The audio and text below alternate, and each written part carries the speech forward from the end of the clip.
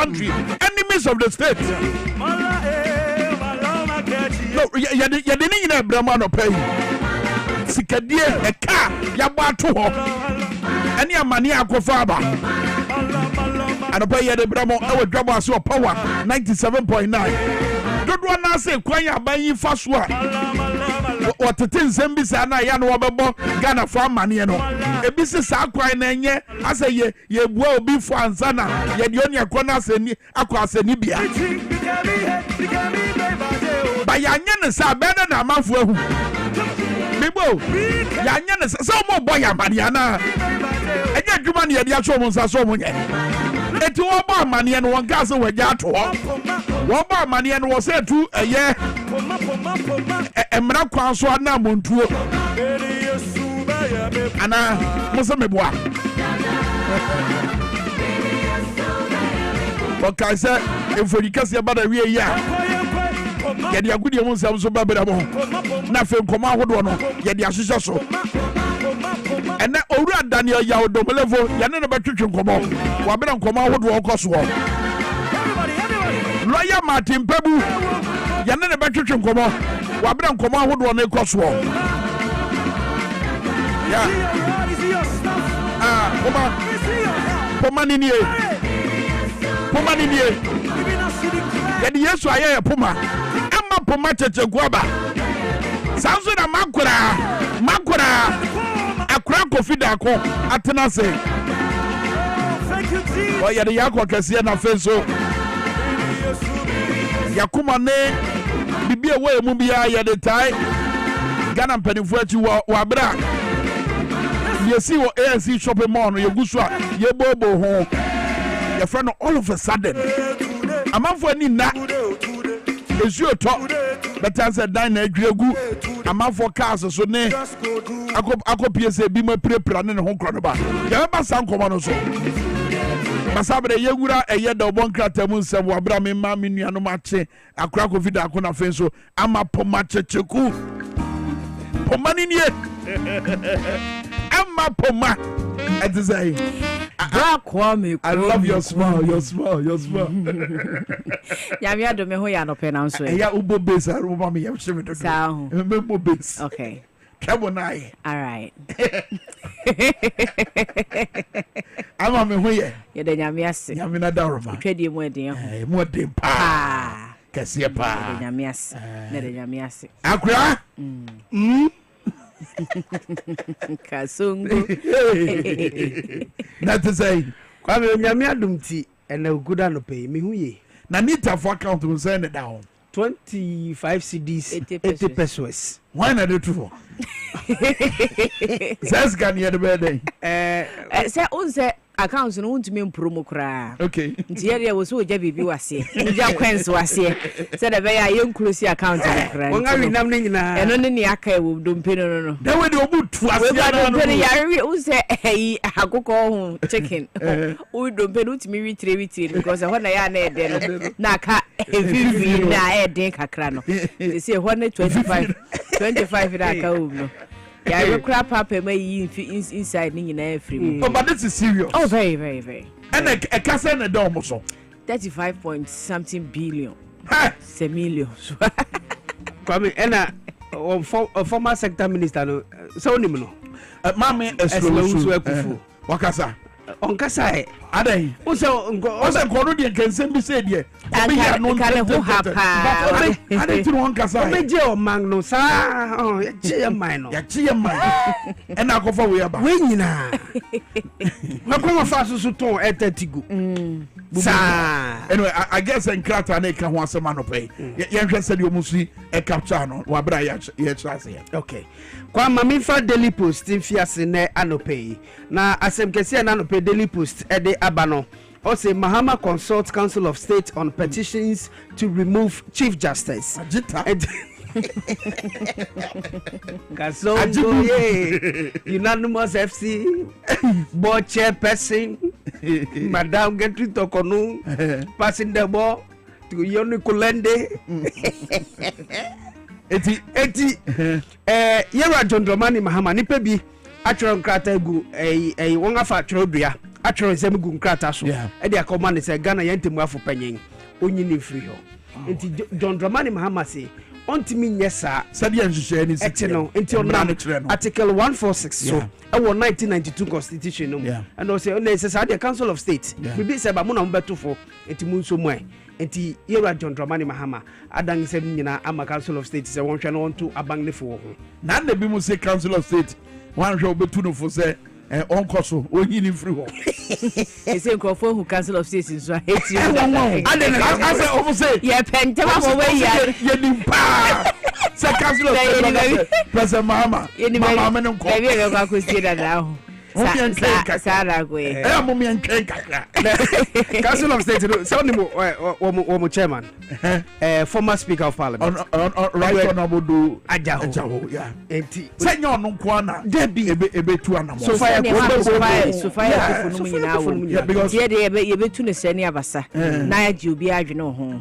nti ewia na ato aba de so aba and baby say ya matters of the law ebe come to play I mean and a woman so mo yemra nimufo a omo no omadru akire pa etombe bobo hu ya na fe do manya no mo de abeto mampanya nim etamafo susu tumrika wa bibia betmasi bibia betmasi oh yes including the modern no kwa we ti aso federal daily post dia ba no o say Vice President Opoku Ajiman reveals Ministry of Defense 3.7 billion Ghana cedi debt. Chem say asoya wo mo hwe asrafo won adwumade so wode ka na ka twitwiri dia eda ho no ba say 3.7 billion a omampaninga abedi ekiri obinfo na na Jeno Opoku Ajiman adane dia na no pay daily post edi ho amanebo aba na answer na midi besi wo daily post mo no kan majority leader wo parliament ora say che mensa boso e be ma she begani ma de che won wo so am abaton beso so sentimentum e chem say NDC fu gold board ejumadi anase hihia wo de aba no o say a good initiative o say ya depa ebebua kwanga ye befa so na Ghana yemfa magudi yesi ye beto ye befa sa kwanga no so na yenga aton na yenye sika fim no o say ya depa what is a bit me trust smuggling so and nan say no minus no dodo na no so mnya sika kokko and am say ye ni asue ye ba ko a etimi sa de ni nti etimi to gold and I say etimi ehwe masa de ni etu twa ni nti omo ye ya no ma fa ho wa na wo de ko but Ghana gold board no ebe ba be ye asue ba ko a ono nko a obi anka obi ono nko na betima to gold e wo man Ghana ha na wo to gold na waboa ama dollars bebre abegu man mu na dollars ni begu man mu a aboa ma ye cedi no ho oden no abasoro na ama asitire mo ayede umpewe na apede enti no say che mensa bonsu ando so enye ono nko a abemfo animdifo bebre ese gold ball kwan no say ye faso ni ye faso ye dia ye Steve Mantiao ono so endorse say initiative that's right you enti mame fancy ya yanto aso eni amfa the Ghanaian Times yebokrata na yamfa nto aso na enim ha na wode nsem hodo bi odi aba was National Education Statistics Report abededwa na de womo kanie obo se uzagumasua ne quality wom ene e quantity ne yesa wode wo fa gum no a wo hwe se eye papa e betumi aboa no na quality ne no mo kase aba fom adwo brofo no ayede a fluctuate wo de betwa kan se wo se adwo a fluctuate ai ana wo be say e ko suru kakra na fluctuate no so ensisa na kwenti eba quality education reporter Ghana Statistical Service o maye no education report na chese ensheda enyina ne naso wo say access to school increase the cost over the past 2 decades but eba the quality no a said nke wo say nka ejina so na nka ekokura kwa nanimu ade cost no enye say ekọ from na basoro na basoro oh enyanwanwa enyanwanwa enti ye to aso kwa nanimu a enano a yera gina pobeye so afo hwe ahodene ho nsem so ne ose ma ne briefing ese ye wo containers bi ye ECG for containers abeka ye port ho ya ye hwe kwan ya ye befa so ampa de ni ko hwe na chese demorage ache no ya wo sese ho ka be se 1.5 billion ene na chi ya eguso ehwe kwan ye befa so afa ye ko bi ebisi ye kosese ade na ye be 2400 and something no ye se emu be 1328 ede wanya ntaban minya ntaban se watuko enim so odo be ho no akwahye o be na sadie ni ti containers na yira e wo port wa ma ade nipa ni port wo chese mi hu be ni nkofo a sadie na ena container we so nya container abetumi aka kire me se o fa hye kokoro ma obi enhunu how enenye baako mako 1328 yes edoso papa container na yi aba kwa menye wo excavator so dimi etuye excavator so nya taban sa tuko enti containers so enti wa order for a probe send me animu ya na enye just any normal probe enye forensic audits ewo mu na ehunu ba bia sa containers na kwakodi eni nipa kra kwakodi nsem because a serious issue ho asem ewo ha unsankrofo de eye mampani John Dramani Mahama court ene say be sisi ya mampani enforce wo mu ba wo ntumi nsesa heads our modern security agencies na no ban asem no atiamafo ni ye ni say papa baram away omabo atwatwe baby nti ho asem enso ewo krata e mu na no ne yatika enkomo e wo si ye bedi look national your friends say constitutional review na ekoso no sa adwenche no mo fa wura okay you never know because the way ayana sema ban fufuro ba bo se yasesa obi na ya pa obi a oni ye ne ye be se obi a ye comfortable with sadie no emwa police ni here a certain level of consistency so it's a big question just say yeah within their ranks no so oba bedru baby into oba bedru baby as a veteran na efise bia Kwame akra na desi omadru sa level no a umiensa monko mokwa ye vete mu ane na no eden na ne ehwe a nimdie no ho betumi dia boane amo no die nimdie no ho a pe ne vete okoye tutu na no tutu mu no die ne nsem o kan to ya so mo efi se no betumi aboane no ne afa enye san so kra se de o mo ba bedru promotion bedru ye fe ne say COP ne na sefo ne betumi anya bedru be se wudru ha de a na wadu IGP level no ne amo ba ye adwuma won fo obi aho one fair bibi one fair ndisi cause nya ban bia na ni buy yeah you know me gidi say empanifo a omohwe sa review nhye ne so no be fair no so aka na no yetiare wo semse binduri nkrofo bi te baby gigi wo mani kakra nipa bia bo awura hwa kobo won mutu ten nipa miensa na abede dwaso omo afiri mo amemu miensa so apripra eno so ho asem wa ese de curfew to omo so omo say almost tre yenyi curfew enti bra kwa bia no pe Ghanaian Times go krata dia wo de buy no all right akra dia wo fatu yenim na ye so so bono nsia pounds ma aduanan no ede na ba akra wo bobo wasa Kwam Daily Graphic or the science seminar who made them seven about to make come be name as a fraud abano ma obo wa no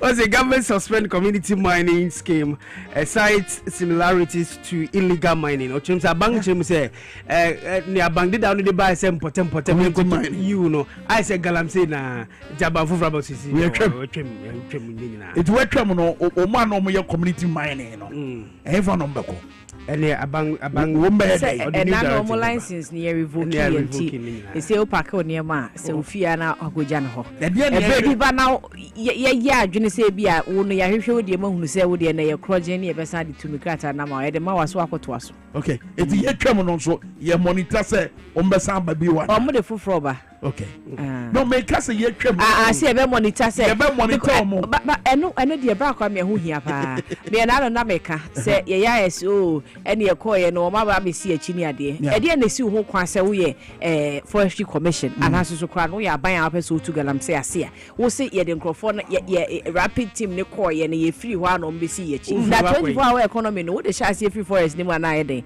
ye no ase okobo camp ho na de soja fo ya kogum tuo kura wo mo anajo wo de oso wo be ma na wo de o de nkane e wo wiase nyina esi mu aba wo be ba na yesu afa ye se ne ati mu ne ye twen ede ne ma ye yi ye se ya ba ye ba koye ne ati se na no sa obi koya ya forestry commission eso wate se nkrofo fra be si kwaye nim ye koma omo galamsey for na koto fayi barrier how twitwa forestry commission yi ba kwa be na hospital say na kana otima ka obenya kwaya access na ekwa be na ofa so owura forest ni in the first place because mo adwuma no e wo sam bo pempe wo ba bia any access route bia wo senka munipa no e wo ho nti die nti no mba be si mo chimum na echie mo ba wo mo na kire mo se kwaya ne enya adamti ye ma mo kwa ma mo memu nti mo de force be nti etwa obi sekan enti team 24 hours o ye adwuma ye ani asesam na ba kwa koda kakra na ba kwa ba team za mo nko ba bia the man no last one here from so any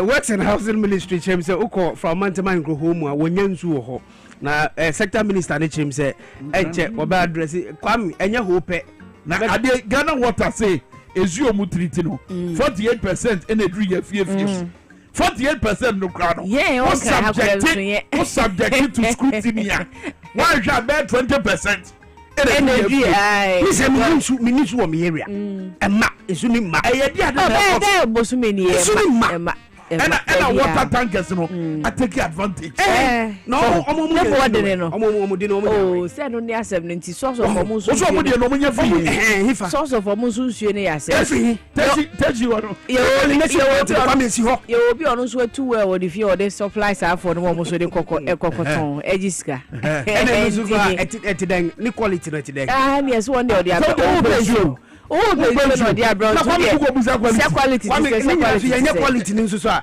any color ran so beba yet one say but the also ma unsu a e besi cholera ho kwan no o so on fa ma esu ne mai usu hia obedwa obe anya hwekra de achi we uso ya no pa obe chia na nanu wansan wa ba Allah eno su ri nsu obe yusu wa chia ufie de emutimi ko e ba bi ana me ha wo ba bi me say esu ho asem say ya o me say for months na me fie because I dey chia so Mama be enfading Nancy yera mama ya ga here majority leader no they are two just yera John Dramani Mahama de o kan oyo oyo si ade yo nti o si a oyo se osahene nso kan bibi o ha osahene jinini o o photo na da ha na se de no ano sa no we dey one passport ni kwe chronicle na paper be na mudi atu say over chronicle mama ya daily guy Peter the talent Peter omo se ma Peter waya mama kuma ya me ya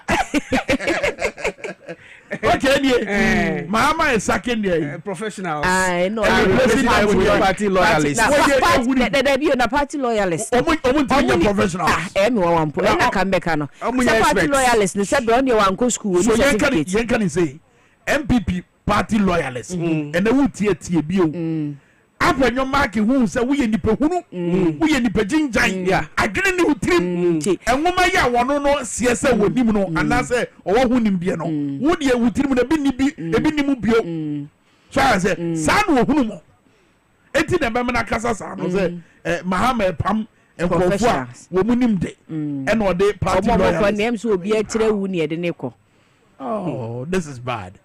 Why am an abroso? Obi tia break man. And also economic giant.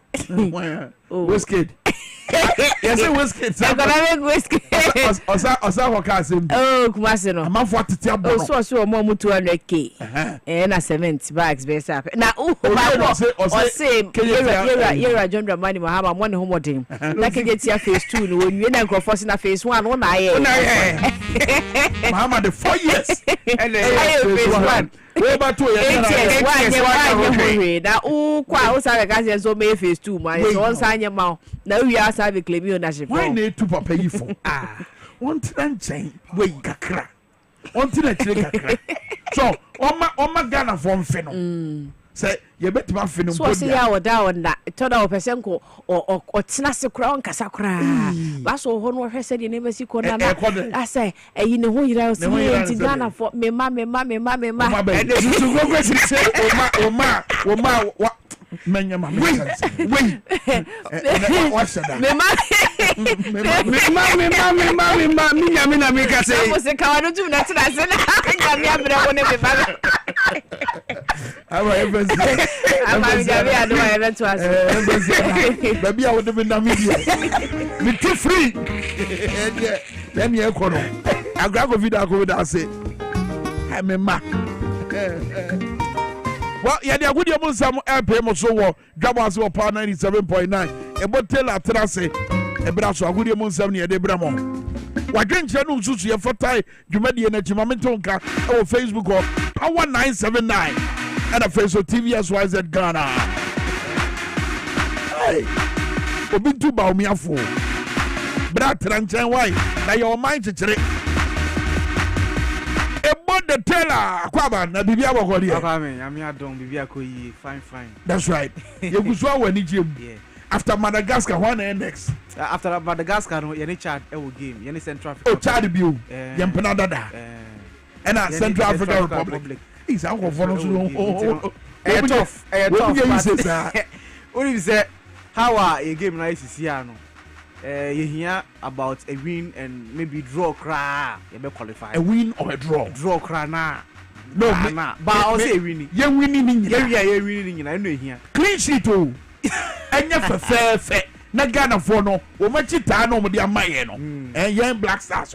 Some may born number 2. Oh, a chita. Me, I am in the name.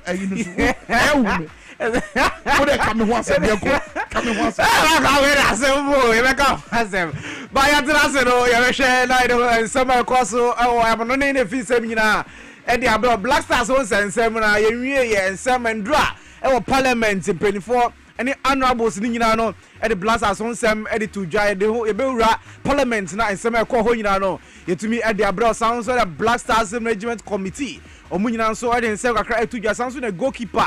Benjamin Asare, and also after the debut, 2 games, 2 clean sheets, and also the Wakra at to Jasansu and Yakwamanonia, former UEFA and FIFA, or more president Platini and a Seplata, Siciano in summer, a corner, and I say, Isia and Samo Munyano, and Yagro, a Munsama, a court from 2007 in Yano, or Martinasia, Isiano, 24 Omco Court, we are very winner. And then some yet to me at the ever bro and none of poet. Me producers, Roger Imano, the sports monarch, and Kojo Fosu found the Minso Amade and Semino, Medino, a book.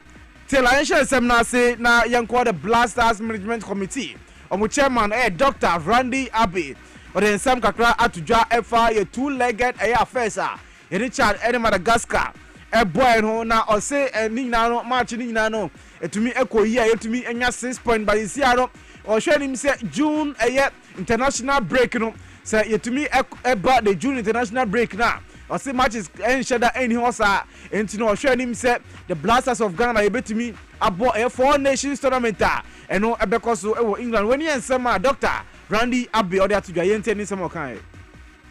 You know, it was a great performance. It was a brilliant performance by the players, but it wasn't an easy game. It wasn't. I mean, if you critically assess the game, it wasn't. And I can also appreciate why people were a bit apprehensive about the game. I mean, this is a team that had gone 6 games without a win in the AFCON qualifiers. And so even against Chad, people were scared. People were skeptical about a victory. And then after Chad, they said, oh, well, this is just Chad. It's only Chad. You know, and if you look at Madagascar's previous performance, having gone away to win 4-1, you know, against one of the teams that was also doing quite well in the group.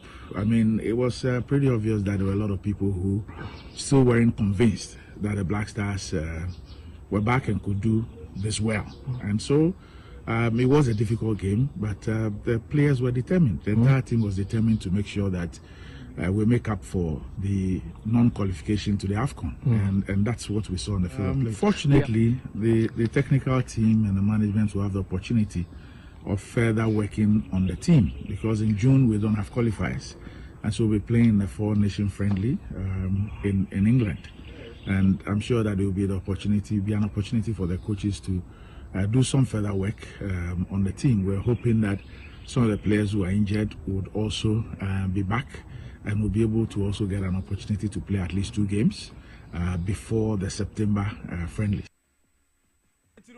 Dr. Randy Abe, chairman Edema Black Stars Management Committee in Sema. Or the two former Black Stars captain and a management committee member Steven Tornado appears on the Dinsem Atuja FA a games. Yeah, boy, no, or sending you na qualification no baby edru de or say qualify we are no yentin Sema Steven appears so okay. Yes, we are almost there because when you look at the points and the matches that we have and the performance that our boys have showed, yes, we are almost there. Ghana is Ghana. When it comes to football, I mean, people knows what we can do. We have been in the World Cup for 4 times, and that's football. Due to circumstances, I mean, at a point we were a little bit down, and now you can see the performance of the guys because they knew that we didn't qualify for the AFCON. So I mean, talking to them, engaging some of them, you can see that what they have in mind is they have to qualify for the World Cup, and that's what we are saying. We still have 4 games. I mean, when we played against Chad, it was amazing. We were not expecting something like that. So I mean, bring back the love. I think that now we are there. We thank them so much for their support. We thank them so much for their prayers, and they should continue praying for us. They should continue praying for the team, and for sure, we'll be in America. Even appear in some say American dear customer form. And no any sama or that together Benjamin Asare and so a goalkeeper and the Blasters of Ghana Sisia Brantiano the debut or year no after a year Chad and Madagascar na Brantiano it me a keep clean sheet now after clean sheet you know and a Ghana for na e born about to say Brantiano abon homo den pa Benjamin appear after say a year games now e ko wi no so the nisema to ya yenti Benjamin Asare ono so nisema okay. Since I ministry can we catch on say the way say na on what did we don't support him the way say na it move all those say football there any obia na obet me encourage you go on my the on so through the way this lifestyle and so they make catch on say me danyana say one mama me was na there omo expecting so you know so me do omo na see of course still supporting this time is am solution no say most of the time or omo feel say bia we look up uba national team bia so it's good because once I look up player and we mean say we say also achieve everything once I it me anya o tema call up so also bet me to say bet me aye this so for me when say bia look up players no say or a good no na who interest on my friend and some man we platform Entino Benjamin Asare and Kaneti no the 2 games or boy no to me clean sheets Edema I had the Blasters of Ghana 8 goals and to me a share those games in the move Kofi Adams and also a sports and recreation minister and also the Samatu Rena Kase your budget no the Blasters of Ghana budget na okasa over na wahin Kofi Adams say Black Stars no say omko game now the budget no e bantem sa na e betumi affect players no enti no after so mabo 2 games na wie no ene no mbehwe say on be ba na so mo fama enti ensem Kofi Adams okay and everything is ready so I know they are ready that is the more on the member general point and cap because we need individual players and I catch them more if you are funny iron for say oh BBC omo benji then we can let everybody know say we have done the payment but everything is ready omo benji we will let the world know accounts budgets it's not anything that we intend to keep away from the public at all because public and what we actually used or utilized. Not at all. It's expensive. Say Ube keeping national team is very expensive. Especially say team be now more team no more amanone. And the Omuba say their ticketing alone is not small money. It's expensive to keep a national team. To keep a national team, Obeka said, won't spending. You will have to spend a lot of money on the team. But Sikana is spending is within acceptable limits. Also, TB way Kofi Adams, honorable we a sports minister and some more kind or see national team yeah omo expensive panties kan de omo hwe bi egu ho to mas pelis ka ye ntino say e ba yete de bana oti ahen million na o see emohu kra e san say e first team ne de omo ba omo ticket na de ade ni na ska no ana some ticket ne boy den ntino omo scan de omo spend bi pa enso e ho na e body member of parliament e Samson Ahi honorable on so the nsem kakra atuja ne okan na ne say o say His Excellency John Dramani Mahama before a chat game no ebe baso na okọ players no omo training session a oni am kokasa ya motivate you eno na eboa ya team no omo tumi perform ya 2 games no ye she 8 goals no ewo mientie nsem honorable Samson Ahi odituja.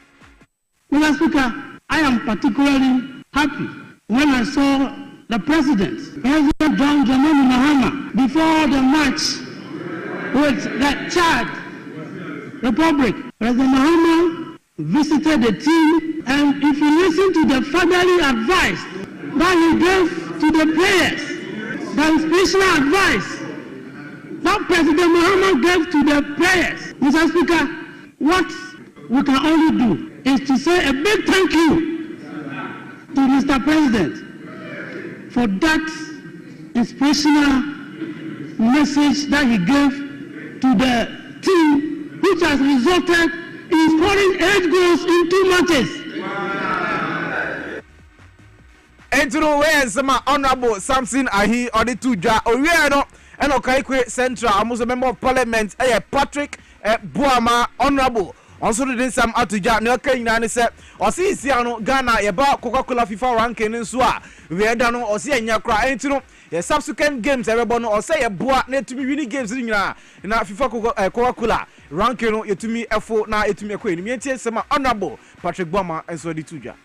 Mr. Speaker, the Black Stars are ranked about 75 on the FIFA ranking, and that is not where we are supposed to be. If you look at, if you know where we as a country want our national team to be, we want our national team to be at the levels that took us to the last 8 in 2010.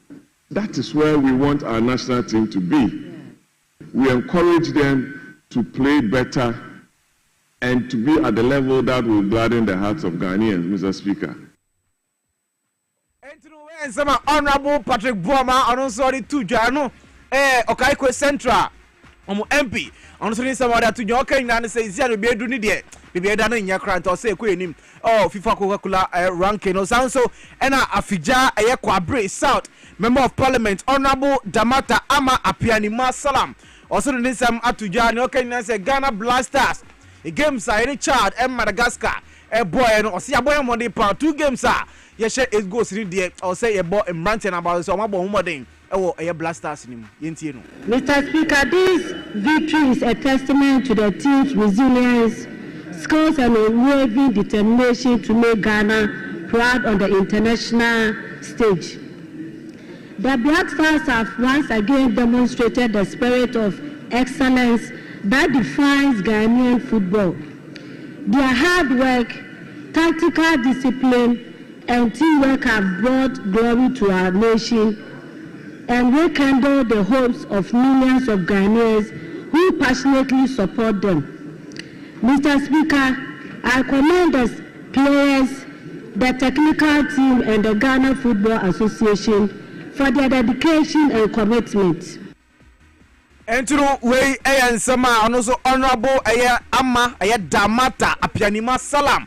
And also Nisama Dia to Yarono. Sanso and Swami MP John Darko and also is here no only say a bar a stadium across post stadium. Omusi Osu Star no and Koyi asset stadium no Buegumaro no to Moshe na renovations now the idea. Honina etumi akwe and honorable John Darko. And so you to just say VVIP star no that Friday Ghana versus Chad no Oko Stadium. Eko share game ni o say VVIP no kra no asen shida enko yesa esan say what you kra na ebinu mu ejina o mu jina ono de na usu hu ne ekoso ntino o sre empenifo say ticket ni ade na match days o moton no o mu hwe na o mu ntumi enton ticketa ebro the seater and also stadium yentie say honorable John Darko ono so ade tuja. Friday, I happened to be at the stadium for the first time in so many years, and I made an observation which I believe this House should take into consideration in our subsequent meetings with the Sports Ministry. Mr. Speaker, on Friday, for the first time, I went to the VVIP section of the Accra Sports Stadium, and I was amazed that the VVIP session was so overbooked, was so overcrowded, and that members who were sitting could not even see the stadium to watch the ball. And then on the right side of the stadium from the VVIP session, a particular part of the stadium had been blocked for safety reasons. In the course of the match, the particular session was opened and the place was filled up.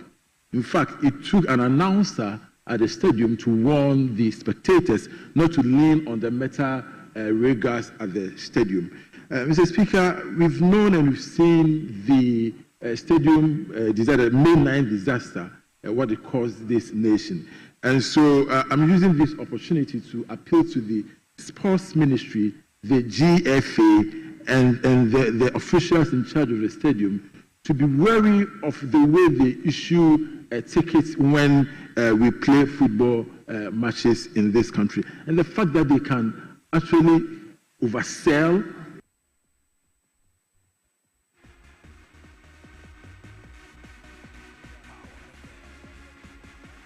And I about Mina Sharks, Unim Sanche, and I swear to all blacks, any Mina Sharks, share so, Dr. Papa Kwesindum, a sports complex, so now game now, air cosono, and I who say players in Bisanso, and a match officials are. Omo Mina Sharks, Omo Musa Ekika, a referee, and also the Eddie Eso do a Morrison, not Ninano H. A Dr. Papa Kwesindum president, Edema Mina Sharks, etc. page, so, and I'm pretty for Omo can say.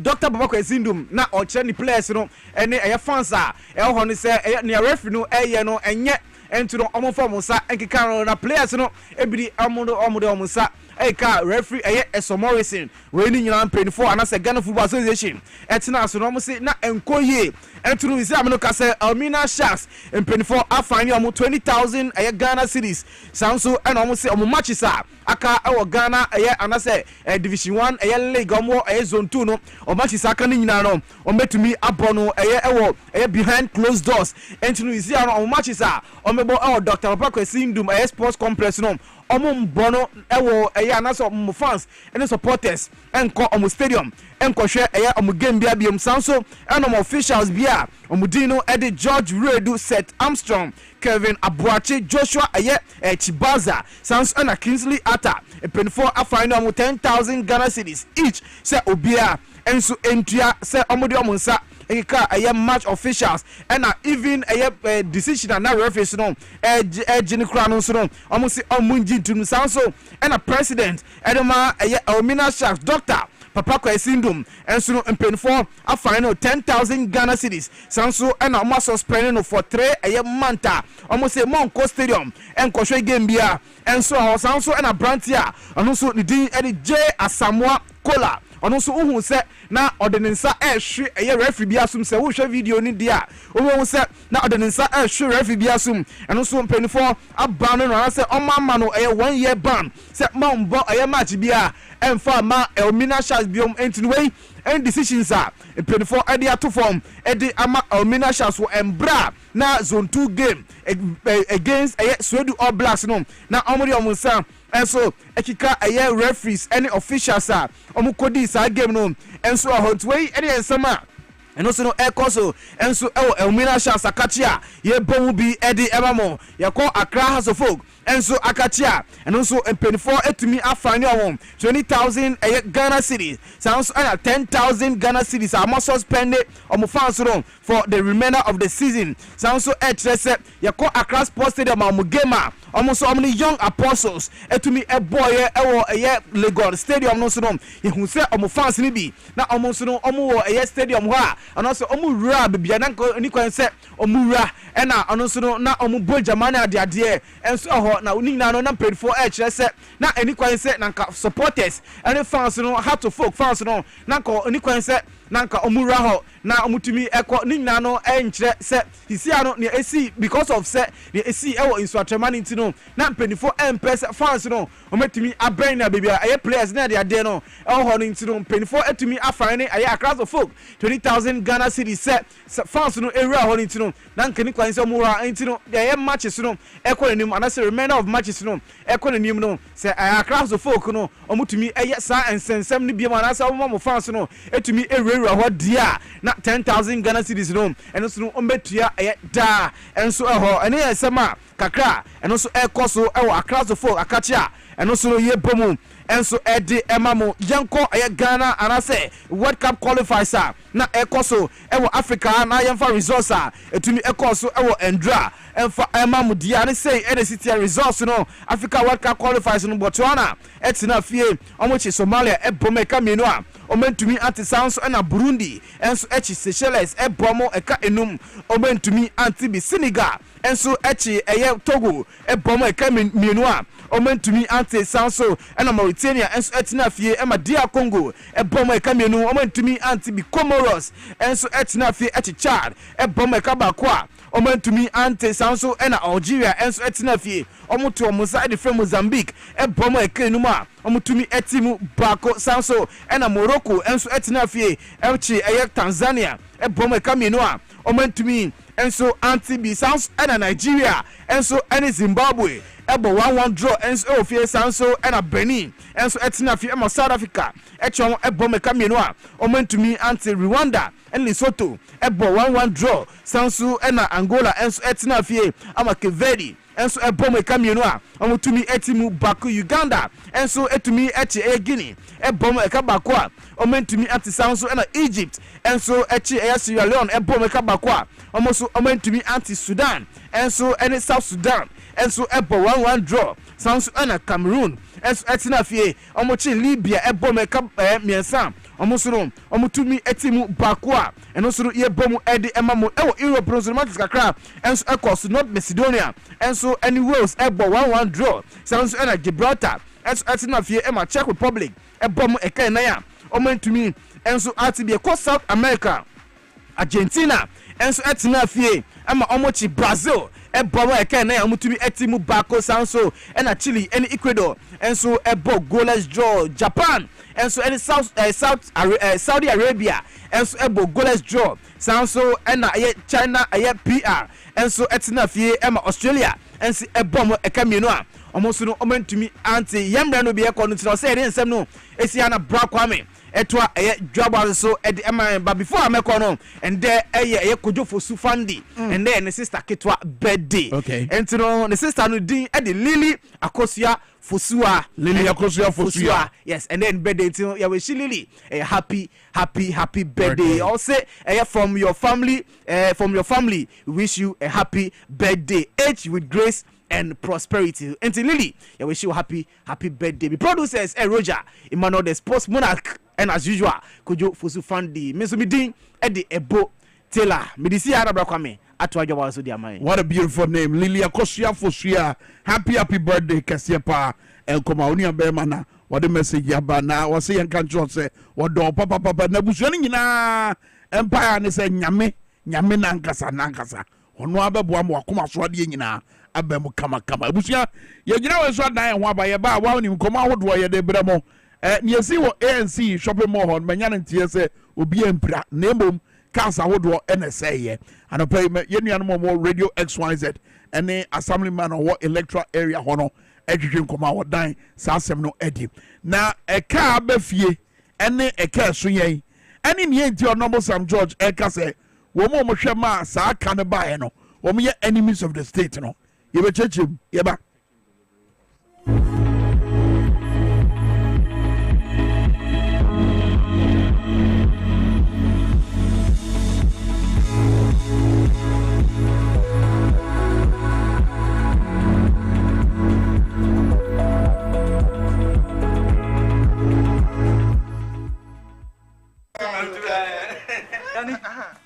Mesi menananu aguru basa abi bro tibedu himlenu na ma prema ye As for me, I take very good care of my grandkids. Ye di agro na yes eduru mre bi kra na me ba no timi de omo be gumi so weekend no hey wo mle memre eno ntina me ka kire o say ya no medi garlic capsules poso nyina ebesisi so kama as I stand here my doctor said my whole system has improved very well. Medi garlic capsules. Yes, Medi garlic capsules. Oh, na te pa dia. Medimosis garlic capsules. Wa mamoja di nipadua mu afurusani yi na esiesie oba ne barima mahon awodin. Ubenya edroyi bi ato omanyi mu pharmacy stores frɛ wo 050-349-4885. Edroyi enya mamofra enye ndi fie dumienu. Apemfo ene emma emanofo. Medimosis wunni how FDA ajidwe di nkra to yi ato. Mfitiasie no me kunu eware wo odro ene asumdwe kwan so ya wore na chi no me kwachu ba hotel pop pebi say ye besepeyo.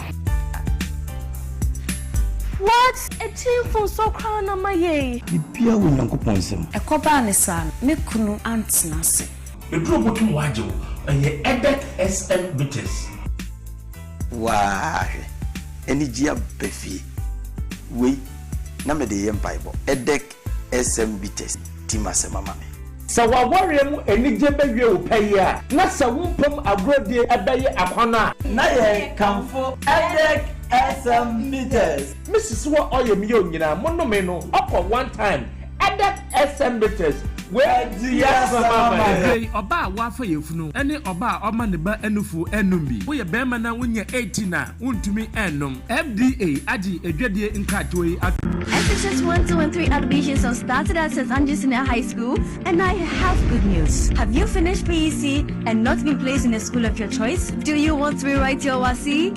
Have you been posted far from home? Have you been placed in a day school but you prefer a boarding school? Or you have not been placed at all? Don't worry, just hear me out. Your best bet is St. Andrews Senior High School, a grade A SHS with excellent facility and a wonderful teaching and learning atmosphere. We offer general art, business, home economics, agri science, general science, and visual art. We are located at Accra, Asinfosu, Niue Dubiase, Dunkwa Ofin, Takradi Shama, Mankasim, and Seshi Asawenso. St. Andrews Senior High School. We are always in the lead.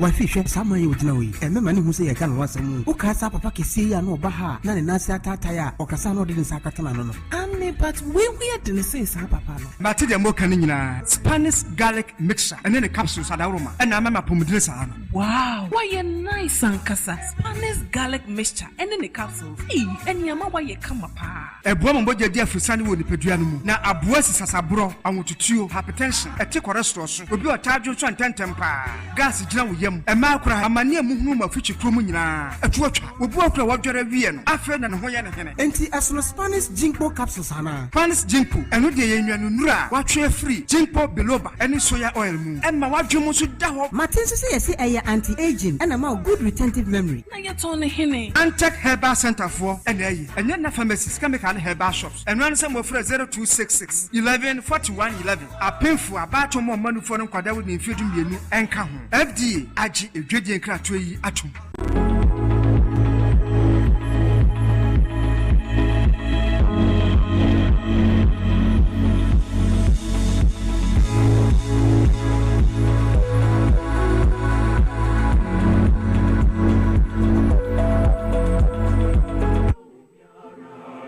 live on Plan 97.9 and I think so TV XYZ. Well, brother so said they come out with Obebra mo dwumadie so na na akoma mu nsam ene ye de ba betudwa akoma mu nsam asema makoma asema ebuso yese Kwame makoma me say akoma mu nsam na do Dr. Mahmoud Baumia onye serious say akoma mu nsam ni bia ni onye serious what if you hwe TV and I watch some blue light eja na ato hoyi was ade we make me political capital to me yes because Omu Ghana say, a political science lecture hall. Yes. Sana MP before Hunu Ghana. Say a political science lecture hall. Omu Hunu say your mind. No, it was mind chechriano. And passion I did discuss about Kwanya, you bet one first on Yachich minor, and Namo was here too. Oh my Ghana Sika Kra was here Krano, boy was here bow buying, a Quambi a bit one bo, said by your city in Benya warning, Sana Moya, Jemu to the gold board, and then body Abeka Hono. Yeah, Nientia Sagino Embe to me, and Mutin say, Omu Ghana say, a political science, a year experiment. Yes. And that's a political science lecture hall. Say, Entina, Tobo, Obeba, Entina, blue light, Jano, Assam, the Bayano. His Excellency Dr. Mahmoud Baumia, former Vice President of the Republic of Ghana, Dimrika, because him say Ghana for no catch say, oh, Adia Bay, oh, ya Ghana, Assam Naba, na ya, se BBC Air Coswo, woman say, woman Babonti number Casasana. Every Ghana for not gain say, oh, in Kofi Grano, or more gain. But here's the truth. Young kind of credit Romo. Here's the truth. Senator Dr. Baumia air catcher, His Excellency John Mahama. Someone to the on to the no, and you know, NC phase 2 of KJT market now. You must say, if you want to now, we will better abandon. I didn't know maintenance phase 2. Kwame Minkah. I feel the Bakubi so can no share. Sakajetia phase 2 no. Yes. Sa central market hono. Yes. Kwame Baumia ni moral right to say Obeka Sasem no. You know why? Because mo Bobosiano pay na Kerofurata eje ho 10% no. Yeah. At that time minority NDC for no mutumu fu se munjai. Munjai. Ema mo Bobosiano koduru baby se na busia na temo mini. Enti no na se mo ye debt exchange program. Yeah. It is a debt exchange program na abaye ne ye no enu nti ena KJT phase 2 no ye jaye because they need sky de bakwakoye because of the debt exchange program and that debt exchange program which mu ye pa na ye ne o ma ye de o mu ka no e kwotena asedwene ho ena nya se bi e ka no ye betue o ye de ano koguro mu ho ye de ano guro mu ho wie ne ye tu e ka na ye betua no e sheda e da na ye tu ahye no e afi we ye o afi we mra na wie ye betua ka ni bi o yes afi da ye ni we betua bi afi sa da ye ni no betua bo sa tua bi no de bra wo abe no de e ka na obroto ho no won de we ntua bi eti adentina wo ba be ka che Joma ma se wonye KJT phase 2 mi wa phase 2 na Joma ma jama mo na mo yese mo ba be ye no mo bobosia ma de na timu mine eti makwa debt exchange program nti no KJT phase 2 market if yan kwanta hospital tema motorway expansion ni nyina ka ho bie plus other 52 projects nyina stole ejaye because abana kwakwa debt exchange program eti Baumia no gina ho na wo kasa no e dey moral right no wa eso no ba betu Joma amafo and it is not just Dr. Mahmoud Baumia yenhwe eye ne court so ewo blue light wo bra na Baumia ne dom eko Ashanti regional minister former Ashanti regional minister your minister sabre ya wono no bra ejare to ho no woni amanfo na wo hwa to the sense na wo che fast service no ma bia wo munye bi mo dwen se wo kekamu e de agu omo so ba ni nyina no na ni ku adwuma na wo ye no to the sense wo ye ya hwe ya ma wo mu edum gya no se e wo se esi kodo na so former Ashanti regional minister wo de ne se de no osi gina ho ase no afi tama no ya regional minister no and I told you Womunu Ghana say a political science experiment bio. Yakwa humano so yana Richard for Yajaman Buadi aka Kinzuba Ebetrim Komo waye incoming KM boss incoming KM boss yaka Insubia yakwa humano so na yana Ntwitwim Komo Kinzuba ya mwache wakwa ba yakwa me na mo to say nyamina dawo ya de account mesemo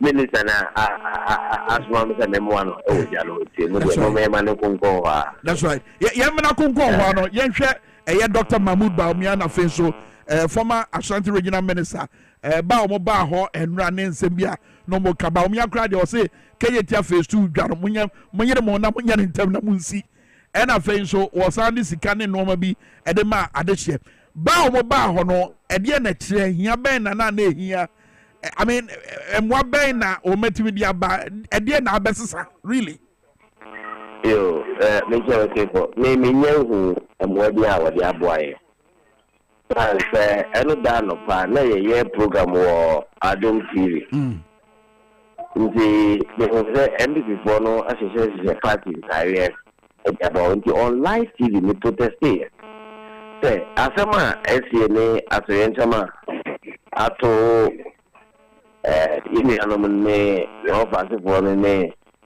yam papa no ne mama ma wo no nya de o say dey amanyo sama ye party career ebeba ho no me my say former vice president and Badu Medina. So the original organizer of the MPP was also on the program. So our protesters are for a former vice president. The responsibility of the city. Emergencies I see a Jinamua, Yen, or Baba.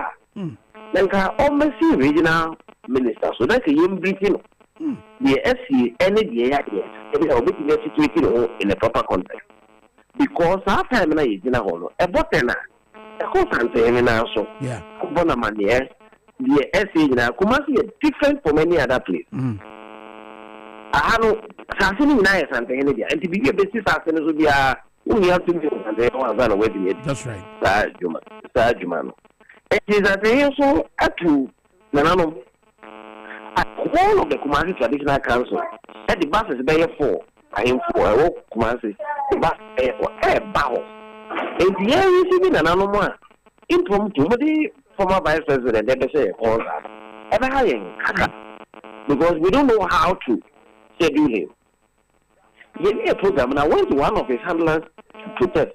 Come on, my number, what they told me was that now the Mama Marcia or my permission, wow, and the almost here, and I told them that we must improve on our politics. We must improve on our politics. He's the responsibility of the state, and as much as possible, his security and all of that. The regional minister would want to ensure that everything is perfect. That's right. Nanano ba, yene nanano mo omu baye, eba me do ho. Ati ama ba ko no kacho, omu man ntina kem na yuya they can receive. Omu nti ye wa no be ambushi e wo. So because na regional minister AVCV the regional minister's concentration was on the Kumasi Traditional Council and nanano na ati na mo so me he. Indeed, yet regional minister the omu ko miami be any baby a what be say oski. That's right. And you too. And I don't need to share. Am I you who be also in the yet when me and me with the whole party be a yeti were trained say Oba or was Mampany in see or my warm. And we are was a first Mampany in see or my warm. No, we are 80,000 bags of cement to victims. Into meaning containers now, I ship the door. Open on a container for the 1,000 bags of cement more the mouth, but the minimum the only container for the day. The ACARO, and then engineers, structural integrity assessment text. Because I know from the outside, it's so talk as a part of your tongue, and I know wow. The engineers and most of the property here Kumasi is not an assembly. And the regional minister acting mayor for Kumasi. Ogusu and she said they are only assembly in the only assembly here about poor family. I feel what you almost to me. Not say report the dialogue in Siwa. Not your hook ever saw a report say Yemuna. Me who quite a vice president about by the a body at the back. So, Metedio Canasia, and Kawobesi, Ashanti regional minister Swa, and Kasa briefing way, Wobenyan, Wahuna, Namwa, Wotua, what the betting of Buamebwa. Very good. Give them the proper briefing exactly what the challenges that we had, what ought to have been done, what is currently being done. Na just said, Yomu Yan and Rano, I said, what would you so that's who are Bemu and unnecessary politicking. But difficulty or challenges for 80 on top fire center. For 8 years, not top fire center, but for Magana. If there were challenges with fire tender, the last time I stopped being a fire tender, John Mr. as a person. If you are fire tender, and the fire tender, no one would tell you my you caused it. Containers, let's show up check here. Not who the move to class the work we do in Ghana. A original minister, and you came a chief executive, supervisors, that chaos, no one. And she will not create a situation. Amanaba, and the mayor will gather me, and mayor was there. I said, oh, yeah, but did you get a sense? Mammy,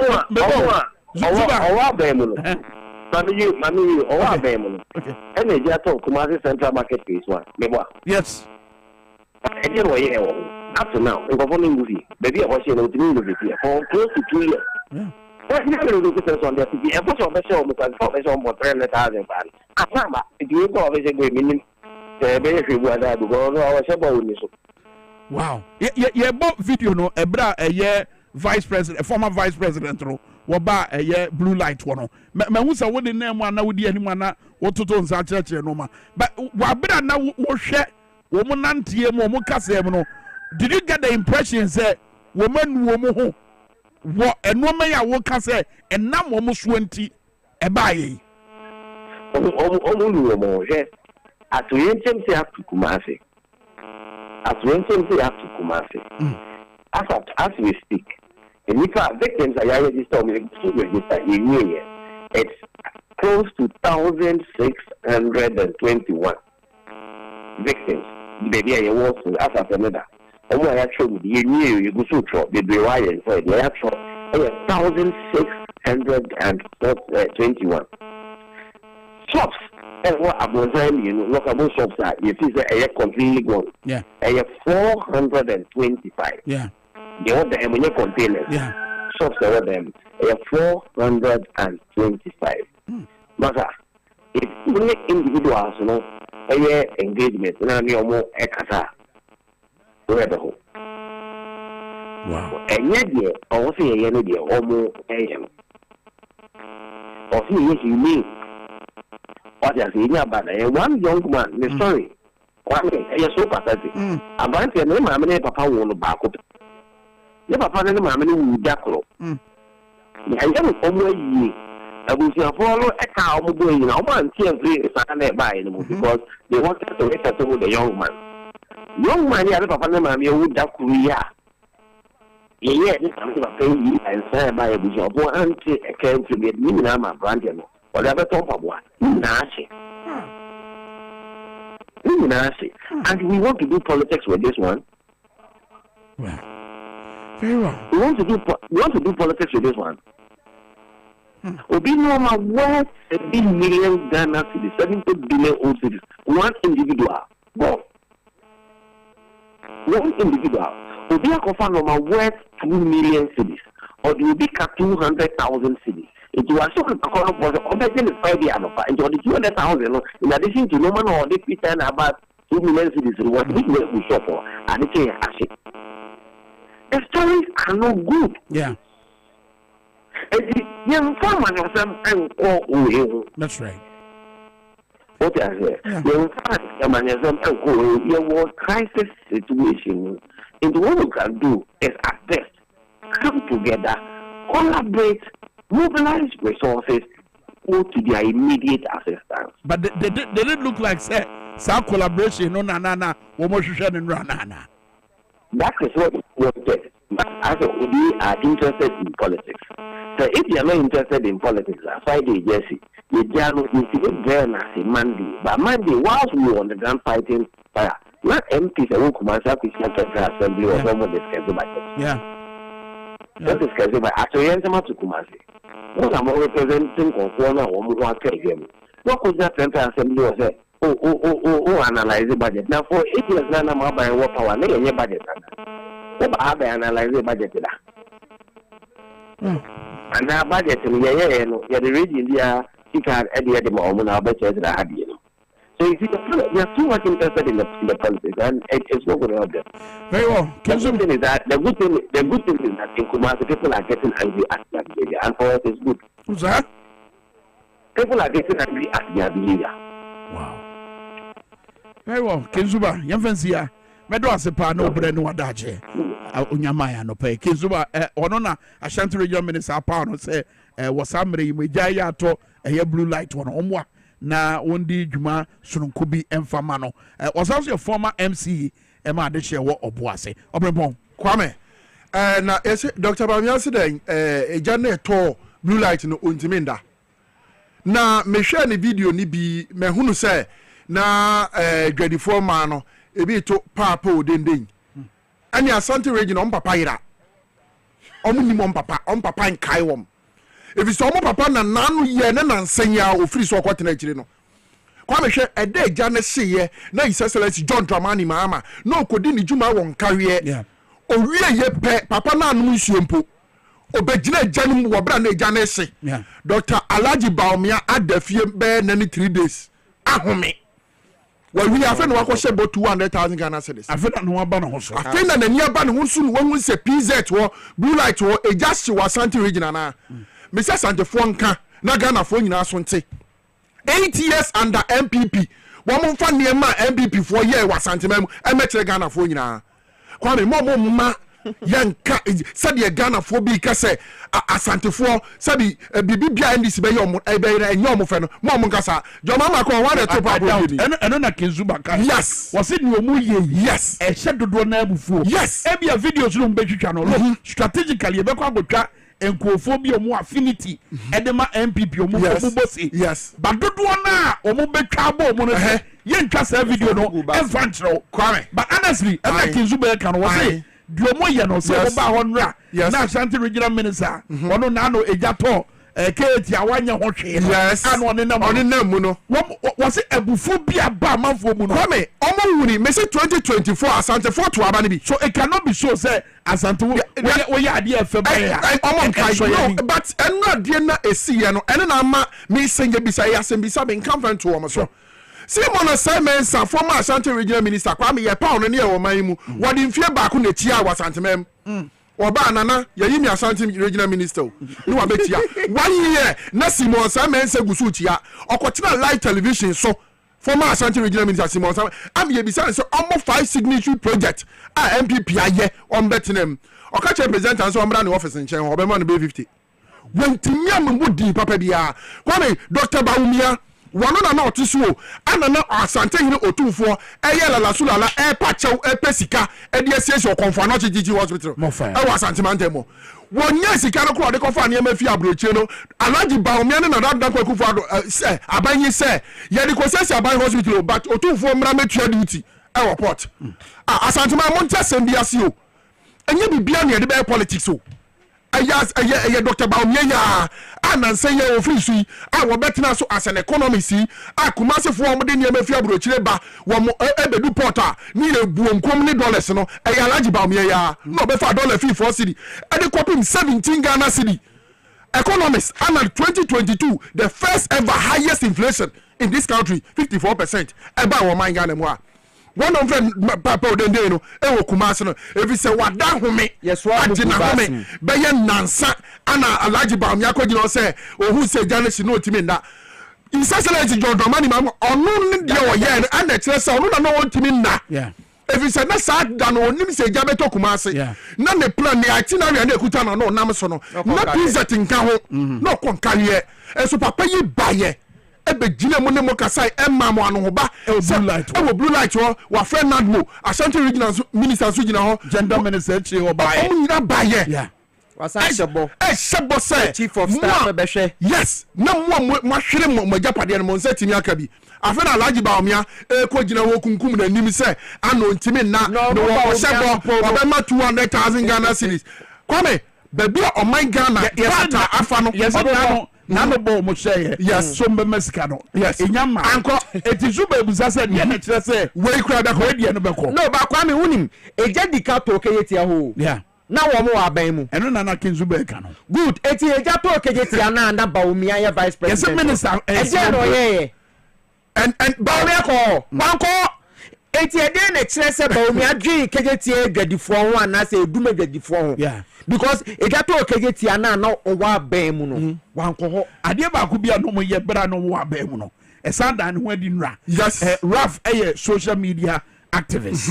Raf de on so no obekika nsam no. Yes. Wa be count no na account. Sorry. It one wo kura ne phone wo kika ne nsam. Be he o so mo ne be ko. Wo de hwe video ma me. Raf ne enkofo na no mo say wo bi o mo nsaba wo nani no wo de entie.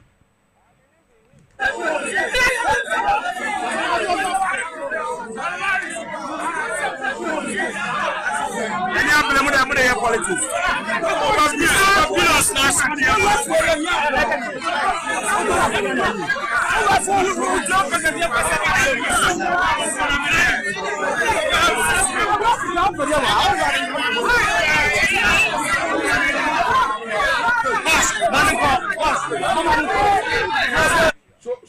So clearly before Naba, also utie adwadifo ni bia o say asema ba mo de politics. Yes. Yeah. Enya ho ne politics. And I like Baumia and na ye o say gina ho ka say o ka che Excellency John Dramani Mahama say onye den onti second phase of KJT market.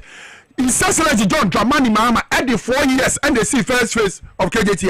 One mo betina so enfie nwotwe Kwame choko comment ni afan san. Na Excellency si wie na office so a MPP betina ba mu no ana mo de politics. Kwame onya MPP ni a KJT onya bi mu ntra. Asabo boss stores sisi akwanya ejato mu kura ka betima afa wa kwakodum no. Omo ka obi na jana se stores no okuma sesa no MPP for betina ba 8 years. Enti no Ghana for wuru the new part. The new reset our my Ghana so more when say normal politics adjuma no because now the youth and mebru na eba no one more dwene dache papa ho one more dwene penifo mo dwene om ho enye one more de oma no be sesebo abetina sa Kwame o nya bibia mo man no o ba omi na o tena so 8 years no e dey ade papa na o ye ma Ghana wa sabre awako opposition e na akwa ne nam KJT awo Ghana betumi aye ye free ona ye nwura eye enkran so de nwura esi ye wo ANC mall ho nsuo na eto he nra amfa asem de ama ANC mo eye biaya amafo park wo mo car na edan dwiriye enegu amafo cars so nyame ncha de obi empra class mum na seye yankwa omanso ne emfa Richard Kwaku Asante we assembly member Emma eye Christian Center electoral area hona ANC shopping mall no wo eja Asante mo ache mo akwaba that's a password Japanese on here bekasa blow by blow analysis nia esi yenra branch yo to ye na dan ni dwirigu eye kasa hodo no so no e na si ye sabre ya ye kasa so de na ekoso eda ma si aro pa mo iwa ti da me ni ya tiense sinra asa insu no to che yan kare ha gin pa na me o tema enti bele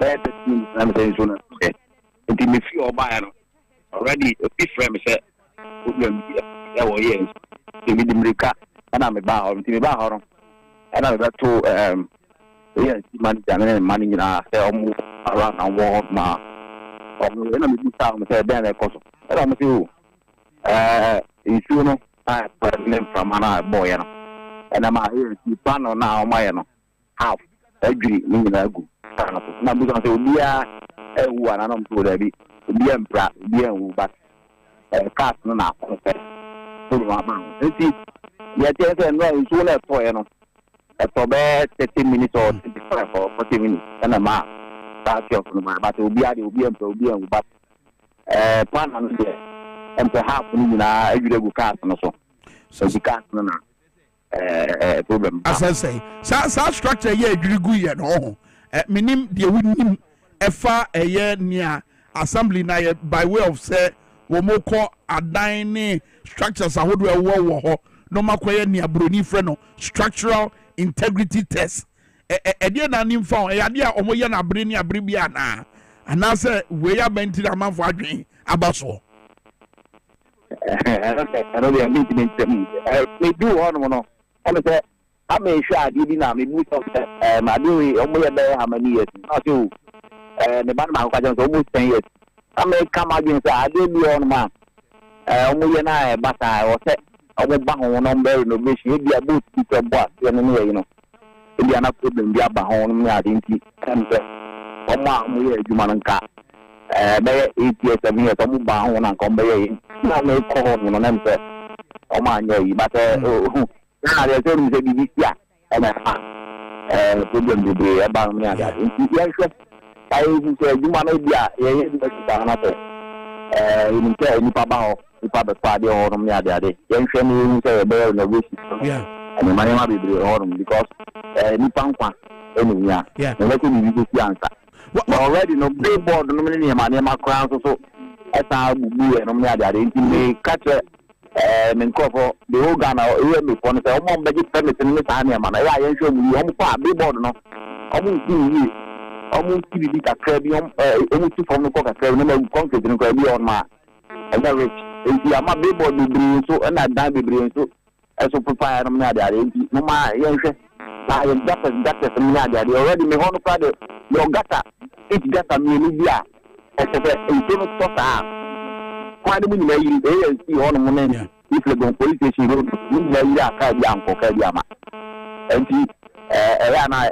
serious enti se hwe na aban na ba no se ibi ruti ma gata ho adwuma no na ade enti ni me no so be ni na me boss so friend melu ona bu melu family oni Ghana no te men hwe na me nje ni course bi a ho na me pa ye adwuma ibi sha ye adwuma ta pa ye ho ma ye tutu a ye ne course ho material kano efensi abedo ase honorable Richard Kwaku Asante we assembly member Christian Center electoral area. I also was gone constituency no more on ANC shopping mall. While we say ANC for no issue statement, almost we regret to inform you that not too long ago the solar panel structure in our parking area collapsed due to heavy rain. Thankfully, no injuries were recorded. Our team, along with relevant authorities, is on site to manage the situation and ensure a swift resolution. We sincerely apologize for any distress or inconvenience this has caused and appreciate your patience as we work to address the situation. Your safety remains our top priority. We will keep the public informed on any updates. Updates in the hear me pa, especially when yeah, sa solar panel no ebuto e dinosaur akofa highway aba. And going forward, a day no money to akwema, wombetima guarantee the safety of Obia Obeko ANC shopping mall, and not just ANC shopping mall. Look, me can say Mel Comadian see you know, and come on can see about Maymuno, a structural integrity test because I told you see you know, it had to take Israel from grammar. I had about Memwa, and some no mugo here. I'm here who baby and nipa mu. And Oma. Omaka a rubble nasan baby omo. Kwame, that is the extent that you do here. Omamu ha ye fane matra dodo. Enne problem no. Debi aya na metaka se omamu ha se anka ye John Dramani Mahama anka oye ne campaign no nke so oyi minister for maintenance. Ehu hia pa wo omamu. Sa structural integrity test, structural integrity analysis ni sa na manema no ye nye bi wo krom ha and mentwa no keti ade ye see no good blue light ye see no tie asebe free president Mahama no bai wo say ye dwane said ye see plan no and wo say ye no so you are right. Yes, it's a make say omamu ha no anka ye hia minister for maintenance na omamu school dan hospital den because omai ye nya si dan si wo say krim asa yanko biem obi anhwehwe it is that time yes our solar panel yi aya wo ho no uni say no na mo meeting wo ho wow yeah na mo meeting wo ho time na me ko na call ne by say the way na nsuo na mu na no ene menyanko enti yem fan hye wo kyena wow no adwa wo wakomam no manja na ya ya kakra yeah kakra oho eti at that time na nsuo no mu na ye na menam kwa so amekwa na yesi o da bi mem I could have been there. So what I say eti ebetumi anka se obi prayer na se obi wuya ebetumi ayo obi a nyamencha de obi because it is a public space obi atumi ko hobi. So what I say eti kroma no but the kind say Ghana Standards Authority o say ye ho amu they should ensure say all the time no baby assemblies no baby a hoye baby a nipa dom etesia no say dwom say yes to talk say dan say Kumasi blue light dey good esetem bia no ye hwe say edan a ewo ho no na chese edan ho odin te sen ne tibia te sen esetem bia ye na ekọ ho na ye nsan ekọ ho tembia se na be ya nipa because eno a obrempo anka pese akadipa betu no kra woman say oman bia ni nipa ewo no wo mu hia ban ne kan e ya na oman ne nko so eden enti no sane mai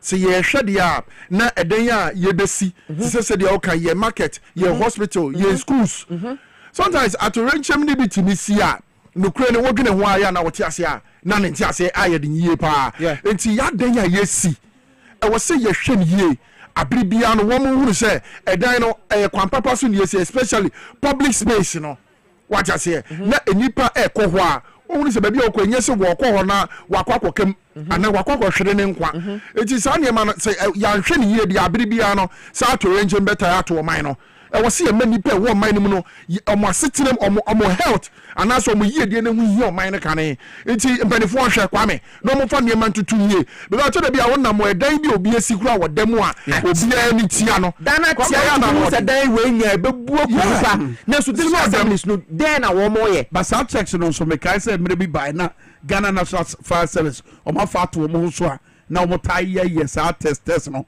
so mo ko amanfo afie mu na say offices ahodo e ko he say oh say bi eja to ha e de normal na de ato akwan mu a obetimi dia bo ho ba ye kwa o man so na ye fa Alhaji Bukari Amadu Shorogo former Medina MP former board chair Ghana Fire Service na ye ne no edwedwe ko fa sa angle na me dia be wura mu sisi no Alhaji ye mo aje mo akwa ba Kwame bibia boko de Kwame nya boko sa but every radiation okay yeah eto me no but ni na na better radiation ye better nyame ase but ni nyina mu no ejasehye yi enkomo ya ye die ne atore ncham ahodo ya esisi yi na ANC shopping mall to be han say structure na adwegu a egu cars so na no eje to eye Kumasi Ketia blue light wono honorable so what wani famu a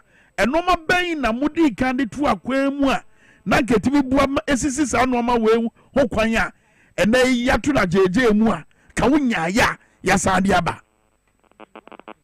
ni de kan ma memfa okoye so na mentia achi so nyina na emanka mo fonso ene mo akomche ane na me bua yenya ena adanu esia even say akafo this na the bibia ba gye na employer the target no kure Ghana another way of saying that it's true that the bomb na me da me kana me da be Ghana time bia no say ye to ajapadia ye disika butu ko to ajapadia no but ye bomb baya na chucha esisi ntinka normal circumstances no wajapadia no bia e wo se sini so ankasa so ba wo ba na ye na no tiwa abai ansusu ajapadia ene sebe anko ajapadia no abai so bam na wa ba na no tin ye fire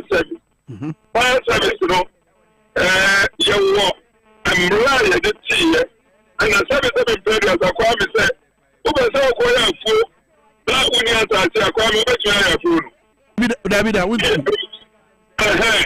so was atati no de ya fu no asa sebe doctor o ka se mi kwako me hospital then so uni dai ta me tie fire service ayan ko fo ya chene o mama ni mema afa kwan cross wa sebi e just share o mbeti bi ade akwan sumo mu dia dum no dia boa na o hia niya ma bi no mu dia yaduma e dika no o mu hia adan no mu ambeko miya nyina wo se titi o ya station se de be ya be then ko ba se eja ato ka bia o ba check 30 minutes no woni asaja ne betimi no binya bedroom no so anu anye yi ani etosu mi no when you say for such an engineer no I was say we need fathers ani ube training wo mu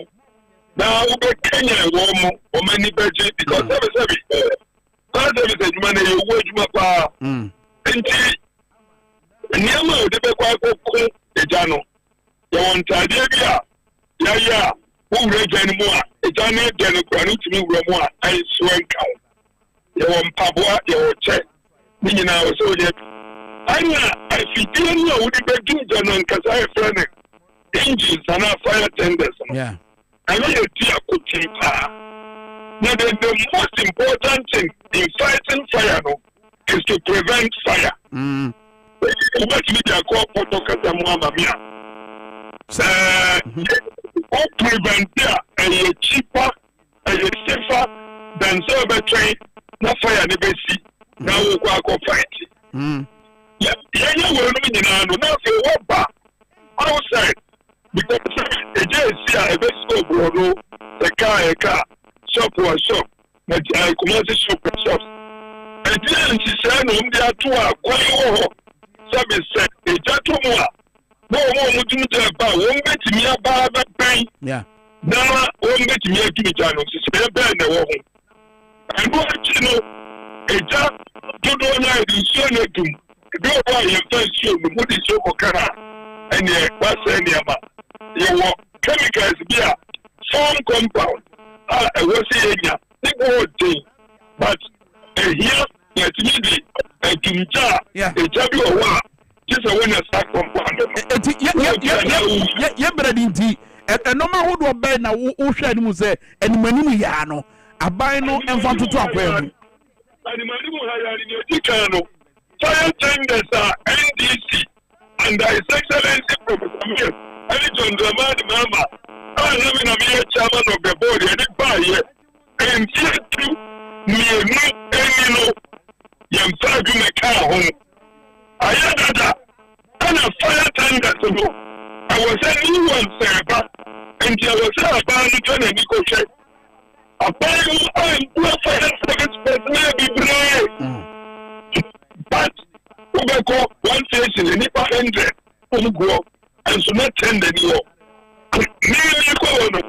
Number she's a word to be a journal, you are not any Professor any His Excellency, John Dramani, which I will have you know, any job that you are non and the young quality, you have you know, any achieve and a back home. I know that and she tell you what I call. And some they do fireman or that day 20 million money and the time when I told you your friend hydraulic fire tenders I went to your course I got to a jar I want about how much so meaning another MPP I came in the state you replace and talk Kakana a jar you know a more how to know Ajusia, okay. And you, the whole of the Tonga video, and Janimana, Casa, woman of the market, the world church. Apart from somewhere, toilet, 55 acres, Abekane, and Toby. And Japan, and no, one sorry, a family for making sure. Sir, we'll be out here for that fee. Water bill, fire only 1%. And so back that baby, I want to say a couple show near the year, let it do that. Obias in the church also, Obias in that also. If you're interested, fire agents, you know, and you have to be a year. Over quite you, by your time near water tankers, that could do. Send a better engine, Econo. No, the tankers should be a chair. Your recovery track. I saw the accident at sea. Baku to me and son. In the case was every region. That about Baku control the tank. I can't also accident to see an aqua tree. Where we in that say a cocoa and you are Yajuba. And you say, about so, and yes, see, 22, one by year started, on the 12th, so let's be. It is okay, but then you cannot do the work. The year quickly now, the debate tomorrow. There is stuff for some one can say, at the dinner also, try for more quite, tell your boss of more quite. Also, the control, so you see full power within 5 minutes. I was so near dinner time, and I was empty the buyer. Fire fighting is a communal responsibility. Yeah. From the family to the private to the individual to the owner of the property. Very well. Medro say Alaji Bukari Amadu Sorugo say what do we name the name wadaja beboa enkomo yeda sepa say normal hodo ya wakika say abai the two akwema betuma boa na ejahihye bebrebe na ekwokoso no yetimi abrase no yeda say wabedum ya no pay Alaji Sorugo na tere karo former Medina MP nan yeka say PSA one say nra around a year just an Absa Bank war and the branch won kokko no yes eja foforo so and so adan hodo bi ewo ho but what say there be a question na me bisane say sisia no Ghana ha say no satorenche mitsia se nipa yare no na ye wo TV to say no ti ebra esi ye no se de na eja ne dere no entitem bi a torenchem sia se nipa koma ye ne ya ana nipa collapse na ye free ambulance a ebedi how many minutes na waduru ho fire service ojato obi fia na ye free fire service for a ebedi how many minutes no maduru sa response time no e ya die say kan wasem pa wo krom ha o Kwame because XYZ ta say ya memfa sa ma na seja to asisi ya na ye free fire service a e dey na ye the nearest station ombedi sen no maduru ha Kwame it yeah, resetting Ghana now, man. Penny say resetting Ghana no. As I say, chiefs no security chiefs na ya farm no fire service chiefs. As I mutumi jina mo na so na mo say more response time no. Mo system Ghana ambulance. As I say mo so mo say so obi fra e kwan be na mo first one hu ni location. E na obedru ntem so kwan be so na obetima fa so mo ewura bia yo na eja no wono atomu no. Ba bia enju ade ewe ye friend fire esisie ya kwasi dan oh na mo video bi minister video no was you bet me here you sit down and you sit to task akata fire hydrants so ema omo ye dai omo tutu ye ehu ba bi hydrants na kura train kwan da so ayegu ko tara fa train so train kwan so we ya nwa so yes ye ka ho bi kofodia asokore ya e kofodia train kwan no yegu ko tara fa so o my be crazy Kwame kan ye kan ho bi no authorities no mo che o mo ye den yeah because money ye di 2 million mamu o e de on karmeti ase yes obi ena be ma ho kwan ama obi akosi dan yes e wo ba bi e wo se keteke fa e wo ba bi a fire hydrant water hydrant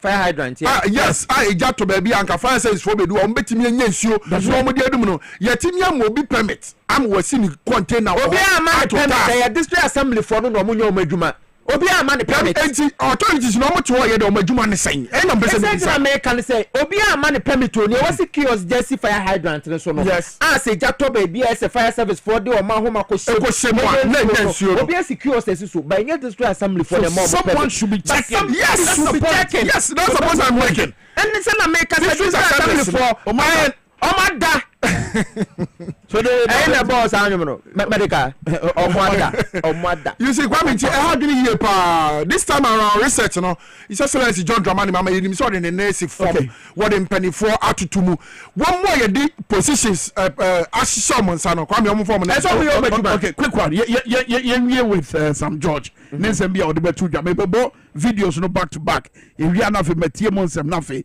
yetimi asore so Minister for Communications Digital Technology and Innovation Honorable Samuel Nete George and now the to just some radio stations be ye baba jijo frequencies because or render almost or high risk frequencies or say to be suspended 7 years later but baby here pa ni sikadie no de no now what describe a year managers of Airtel Tigo say omo enemies of the state omo ye minor atamfo because woma ya ma eka swa ye kasafa 3.5 billion Ghana cedis. Why? Because Airtel Tigo obi sheda kotrase say yentoma ankran ana yetoma aban yetoma aban say ya $1 what the best city mo 15 cities as some year ka say o person now do when you do pay say Sam George the nan work for asem no that those who manage the Airtel Tigo process are enemies of our state and persons who have absolutely no sense of patriotism in them. Because today, I find myself privileged and honored to hold the high office of Minister for Communication. Every action I take, I am minded by my fidelity to the Ghanaian people. So for anyone to have told us that they bought Airtel Tigo for $1 and have taken over the ministry, and ATC, American Tower Company, just one of the companies Airtel Tigo owes, brought us a bill of 1.5 billion Ghana cedis. 1.5 billion Ghana cedis. That's just ATC alone. Today, the American ambassador was in my office with a team, and one of the major issues was the indebtedness to ATC. The debt sitting on the books of Airtel Tigo is in excess of 3.5 billion Ghana cedis. No. Afe one fancy wa wasanso abo eye Akufo-Addo aban no.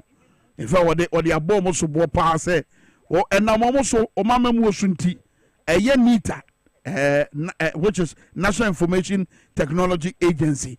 E kedo mo so nya asem to a. Na we kra de he kra ne se sika bia na nka se NITA enya no. Aban ne divert e de ko ba bi foforo. Hemfa wo de tie we. The National IT Agency, for example, has 25 Ghana cedis, 8 pesos. I repeat that, 25 Ghana cedis, 8 pesos, as is bank balance at the Bank of Ghana. Meanwhile, the agency owes 813,486,505 Ghana cedis, 89 pesos. But what they have in their account is 25 Ghana cedis. This is the ministry that we inherited. This is what we took over. NITA, for example, has a certain contract arrangement with a third-party vendor. I have summoned the third-party vendor to appear before me tomorrow because I do not understand how all the revenue coming to NITA, the previous administration signed a contract that has taken all of that fund, all the revenue that comes, and gives it to a third party. And so NITA is not getting any money. Okay, so somebody already. It's the contract and the signed contract. Sikabia was a NITA enya no. Ye the akoma third party. It is Sika was a bo won chain. Yes. Na kwadu before. It dey bia sa metena afidie so. Na sa meka say amanfo dem. Ti say nro amide ye bo ade we. Me kan say ese amanfo dem. Attorney General me chawa na no pay Dr. Dominic ayine. Mame for last tumrika kakra. Na amanfo dem. Mame for last one we so pay also. So I didn't say eno no ya. Wait till you hear this one. O say bra President Mahama ba o ka say o ma yamfa kwan papa so for madwuma. Yes. E wa ban nwuma ahodo mo no. Yes. O mo nya no mo go fie. Yeah. Fi say kwan papa so ne for. In fact e bi course wo Ghana Post. Ba bia na obo wo no. Nipa 100. Some judge wa pam mo. O mo go fie. Fi say yamfa kwan papa so ne for. We dey tie the kind. Things about the staff rationalization ongoing at the ministry. But if you are a minister and you take over a ministry that has 3,117 staff in the ministry and its agencies, and you realize that almost 600 of them were recruited after December 7. Basically, you cannot expect me to come and inherit such mess and continue with it. And so the Akos one no. Kwame, no na PSC gusu. Okay. mo brempon kasa na me de mabre Kwame hwe yetu abawie ya His Excellency John Dramani Mahama ebeye mampani omo for 3 top policies of His Excellency John Dramani Mahama and the NDC government. 1 a oral, 2 24-hour economy, and a 3-year women's development bank. Oma yesa survey no countless times. The top people na Bibiani oral nya 81%. Operation recover all loot. Anna your friend say 24-hour economy ebenya 16%. And after women's way Kwame even though Nkrofo penyuma no me say aban way NDC aban way if they fail say will be biara no mo yo mo campaign e ka say MPP aban edi o manyi sika and ye nyina ye hunu say the no mo ka wo hwe national cathedral $58 million ye dey tu amana say wo hwe ba wo me akotena ba bi no ogi tu mi say ya ye pa olugu dam wo bre ko auditor general report be tell say the $12 million akwa hye ho wo hwe $43 million ye dey ma Sicily abrada pa as a sanitation minister so fen ko ti gatem e wo do na yantim na bepe mo ne gaten mu no efigusu wo mu na Kwame enkrofo andemu a Ghana for French NDC for that say yandi sikai yandi japade yandi niema we afi Ghana for ho Ghana for French Excellency John Dramani Mahama any NDC abanyi da hwe ora no minim se Kwame ensem Ghana for bet no eno na member of parliament or sign minority futu minority leader no oka say what nipa no afane kokota mfane ma media mu His Excellency John Dramani Mahama say Ghana for na bu o man second chapter also ni Ghana for bu o man no etichiro man bom etb o say ye ne proye bi akoso under the MPP so mo baba beka mo fire o me baba ka che Ghana for Kwame ora hu hia Ghana for ye be phone lines so I beg you countless times obi afra de hu hia me His Excellency John Mama omunchi omunchi sika no enti Kwame o say ya MPP abanye atwa mu ko ye Kwame de o hwe gata so kura di o man ni sika very well obrem pam dance PSA enti Kwame enti eno na waka no say yanjeli amanfo a wo ho ade ba ko e ma Ghana for to abama yewura John Dramani Mahama I am 1.7 million gap aba umia oda still na dasususu ndae no one corruption na oni ha na mbetra akomie mu me ne Ghana for kasa no mo ka ni say omo ma di Ghana sika bia yanchi omo what is their problem? Their problem is that say a chart a new path and I hear John Dramani Mahama say me chart a new path etino Ghana for na tiase sa and almost say yeah Dr. Dominica Ine, good morning to you please Trotten no miamu kakra ama for no doso omo ma di Ghana wu no mo doso dodo look anopa we o Kwame mitia me ya e die Ghana na ye ja ma a question PSA me da say emusia ye gina we so na de nkoma hodo na aba na wie ye dan ho aba ye ba Dwaboase to aso nkoba bia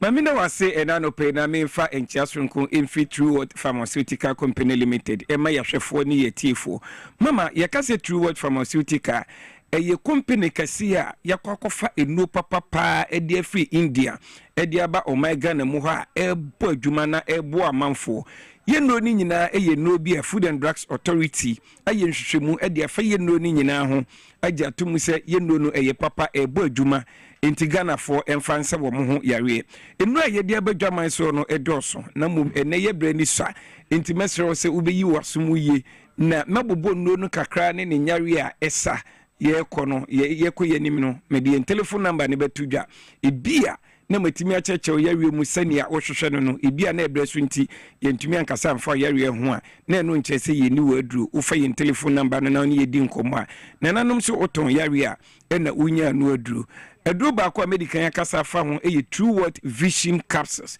True World Vision Capsules sadu we menim se mama ebia na wate ho asem enani da edikan ya wote ho asem a niama abribia ya na ye kasa fa True World Vision Capsules ho no nipadua na akwa ye nkane anyankopɔ de aba ye eye ye ani enti se wani no ehu tochi mape na kyerɛ sɛ wiase koraa no nya adeɛ a ɛbɛyɛ odi biem ɛntwɛn ɛmma w'ani no ɛmfira woakɔ hospital na doctor aka kyerɛ sɛ woanya glaucoma anaa pressure bɔ w'ani no so a aduro baako a ɛbɛboa wo ɛyɛ True World Vision Capsules mepatwɛ woyɛ obi a adeɛ bɛn wo a wohunu ɛwɔ akyiri nso a wohunu ɛwɔ hɔ a no w'ani no ɛso yɛ ɔhene na wopesa wanom nnura nanso ɛnkɔ obi a ɛwɔ hɔ no ma ne w'ani ɛpuru nsuo mepatwɛ yɛwɔ obi wɔ hɔ a adeɛ sa wɔhunu adeɛ koraa wɔ saa nsunsuansuo wei anaa wohunu saa nsunsuansuo wei nyinaa aduro a ɛbɛboa wɔ ɛyɛ indiafoɔ aduro papapa True World Vision Capsules True World Vision Capsules na mepatwɛ wo a ɛtɛ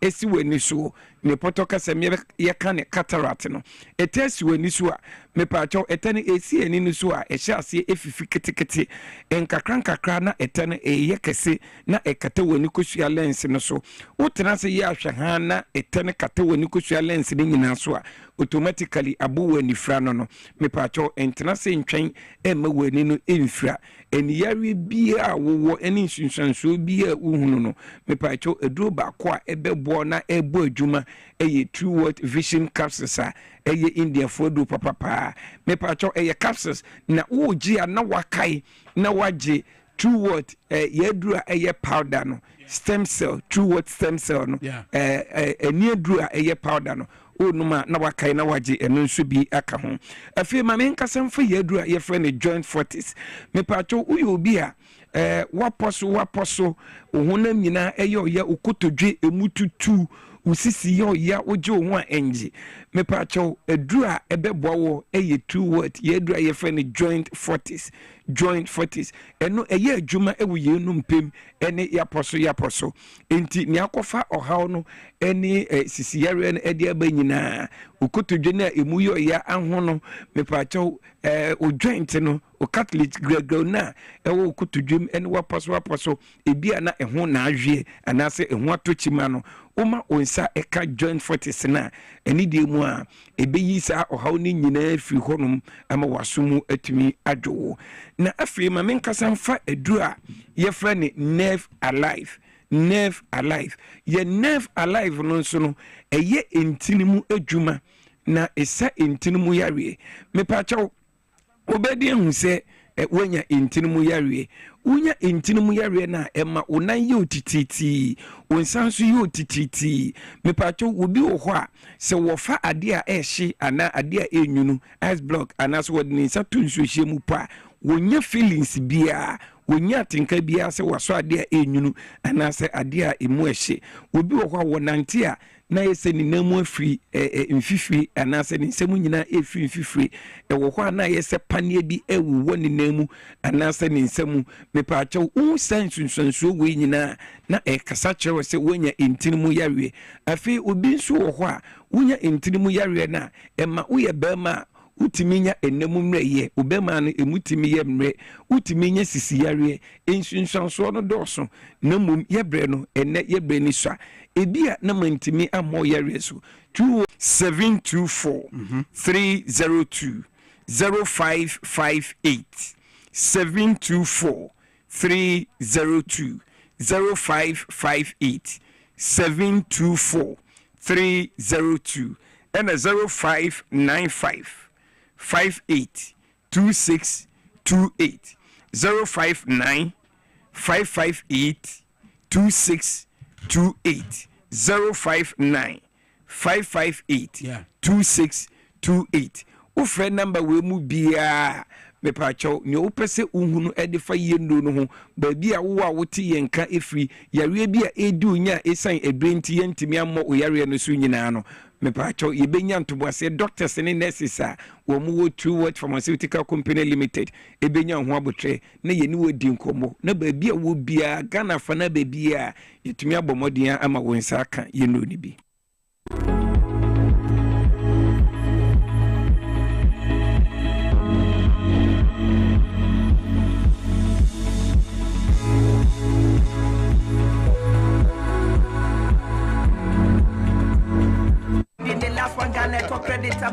Abuja TV as well as that in here, and I feel so Power FM.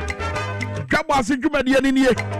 Na me ka sa agboso herbal clinic be ma wo bawura ho a wo mensem no afekura na de be kompempenso fofora ye ba beji watum what you say is any job money near the be border pa they say wo my cry no home from akra ye to home from na eniji abafie be ma so ye 1 minute bana eduro no wagbozo heba clinic o e ma no so candidiasis white e di wunya wo dia no so be kwa agbozo heba clinic a doctor for one by omwa hwomachi akwa kwashima no ban fie no ubetua from 0241750282 and 0557402696 the krabata na waterman community 25 Savannah Junction on the Deftra Quest State no ne dia no hwe ubetua from 0557402696 0557402696 agbozo heba clinic womono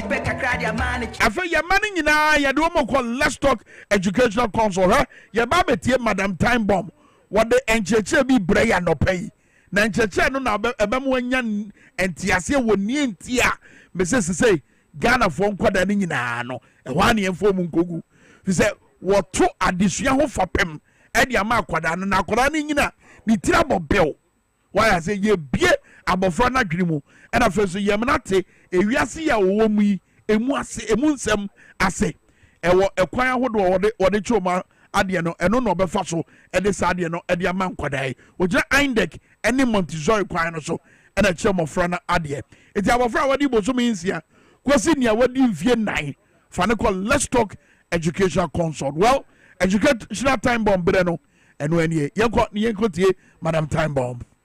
Madam Time Bomb. Hello, Kwame. We didn't be three months say crowd every now and say bomb. What to say? Yamina do was when you being fantastic. So when you yamina down. Now from of runners way. Bepe one way, Angasa. Nice one. Nice one. Let me catch you here for saying century Nibia way, you know. So many. Me I make ebia emergency wo ha na ni dodo but o mo be experience ya almost be kasa te say dey make say oh sure yeah. For that one day yeah Kwame Minkah obia already here na pe na me ma a lovely good morning to them and then thank them there or do the member ya when free daha na would say education yes ye pede ye boa Ghana afraba ye pede ye boa afraba beyond Ghana in Africa ama yetum ya dan one ma future why very good ama maso me opinion me nya sonje in your that's what we are looking at into yesterday. Every child is like the sky and the sky has a lot of stars and so the stars now woman they need to allow them to shine. So because you are the sky and there are stars in there no e wode ye hwema e kwani biado the Mr. no manyankopon ezumawo or strength more bibiara. Kwame na pe Minkah Apostle Dr. Parkwesi him and say him. Na Minkah Honorable Atusopan. Chief Asap. Na Minkah my daddy Reverend Finakoma Charles Ampofo and for Mrs. Edith Ampofo. Na Minkah DJ Gospel Foundation. Aisha Ajele Aji Onesumichan Najavik Coastal Community 1. Kwame, this morning I want to ask every parent who is doing the listening there. How are you cheering your child? How are you cheering them? Say you can cheering yes, good. How are you doing that? And I pay me say ebe kwando na erefa na enyim kwana ebe fado no so. How will you even encourage them? So there is a way as a parent you need to find a kwanbido. As you encourage you, but as you cheer them up and make sure that you are clapping for them, you are cheering them up to achieve what you want to, because you are the first child's cheerleader. And one thing I've noticed about kids is that as they are growing up with the interactions we are having with them, no, what you say, it's a good imprint. Or stick, and so be that cheerleader. And apabia can unconscious some cheerobano.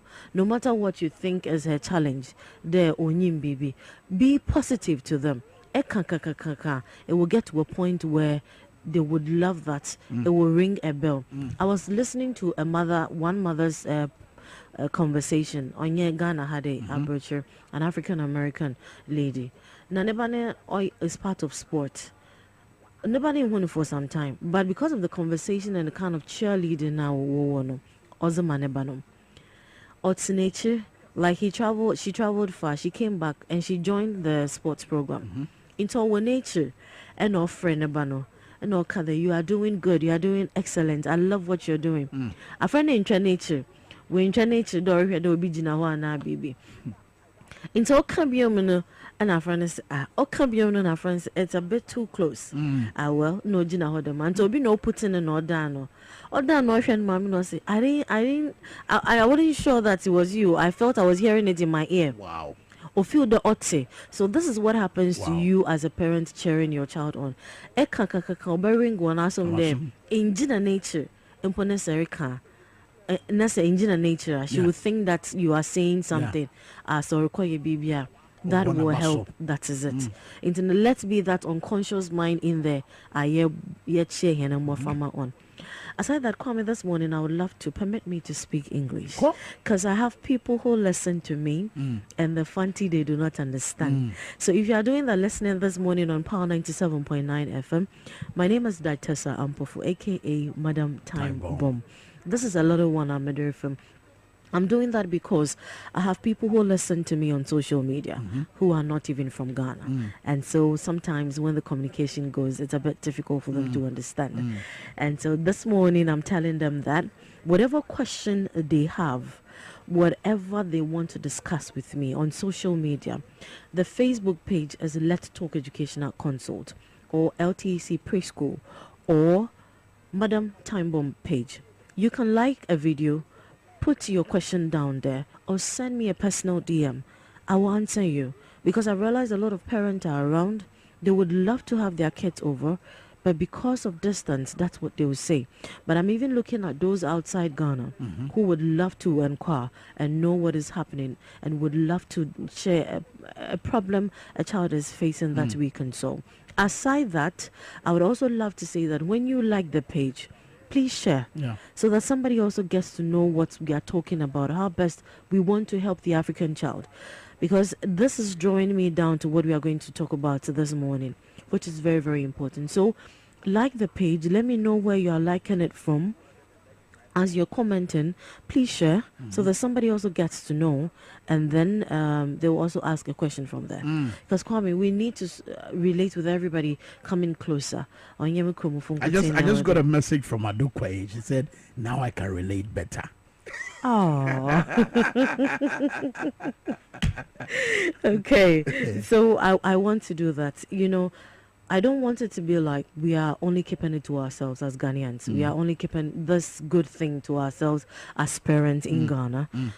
Some of us here are even having a difficulty understanding the Fanti. That's right. And so they should permit me sometimes. These days when I come through, I'll mix a little English with it so everybody can get an understanding, because it's more like lighting a candle. That light, you can't hide it. You need to put it somewhere for others to also feel the brightness and then get it, because we are here to help every child, and I can't do it alone. I need you to join me so we can do it together. Absolutely. This is not joy.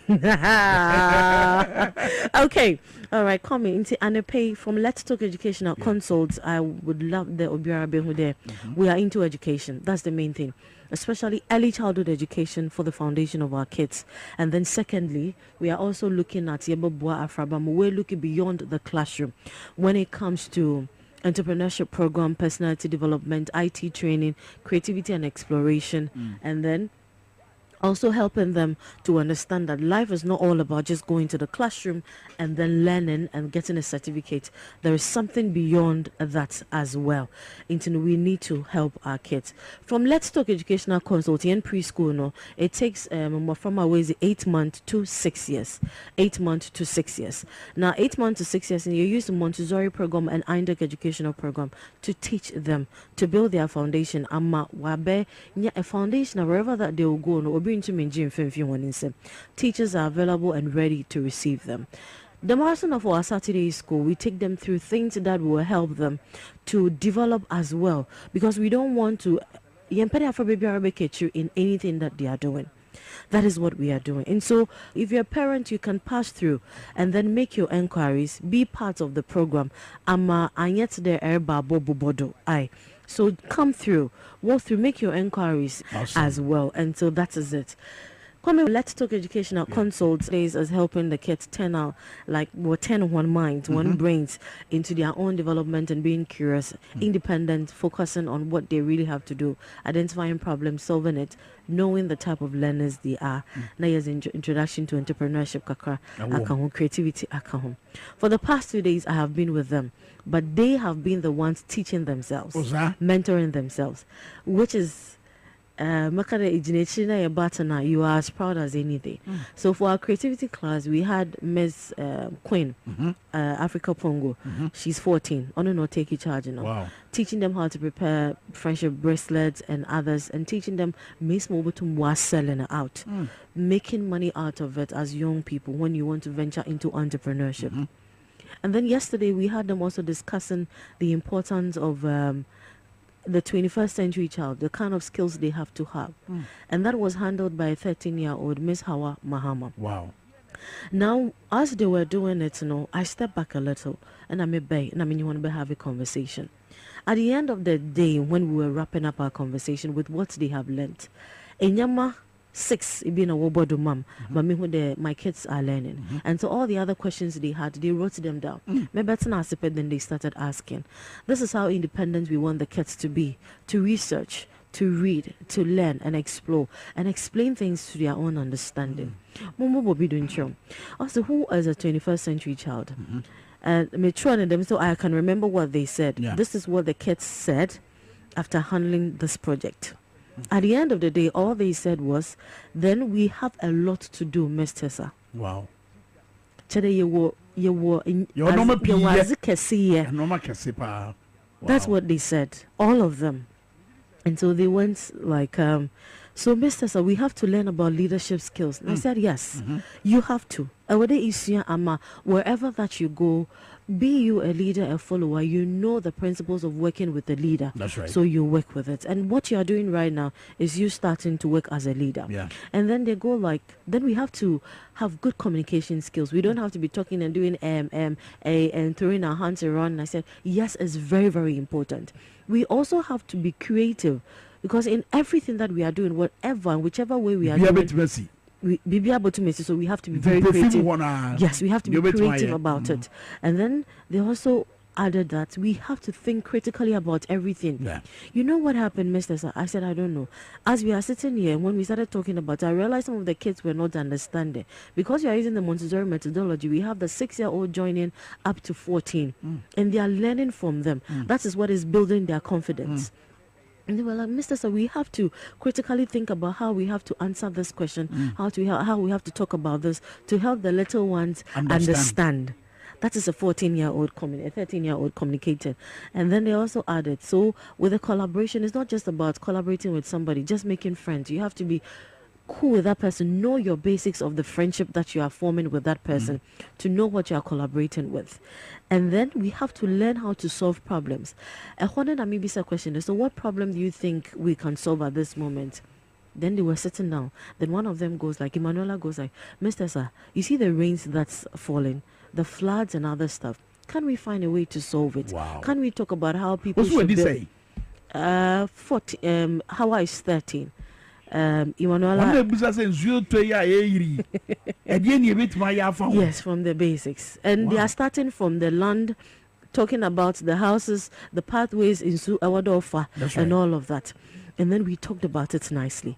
That is them trying to draw in. It was through the conversation and as they are learning. After that, they told me that in order for them to solve all these problems and all that, they have to put their ethics and values in place. So that, what are we trying to do? We are trying to say that the child needs this.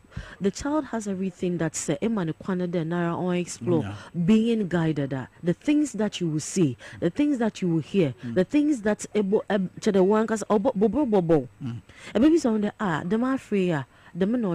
and we are giving them a kind of power to know that you don't need the throughout.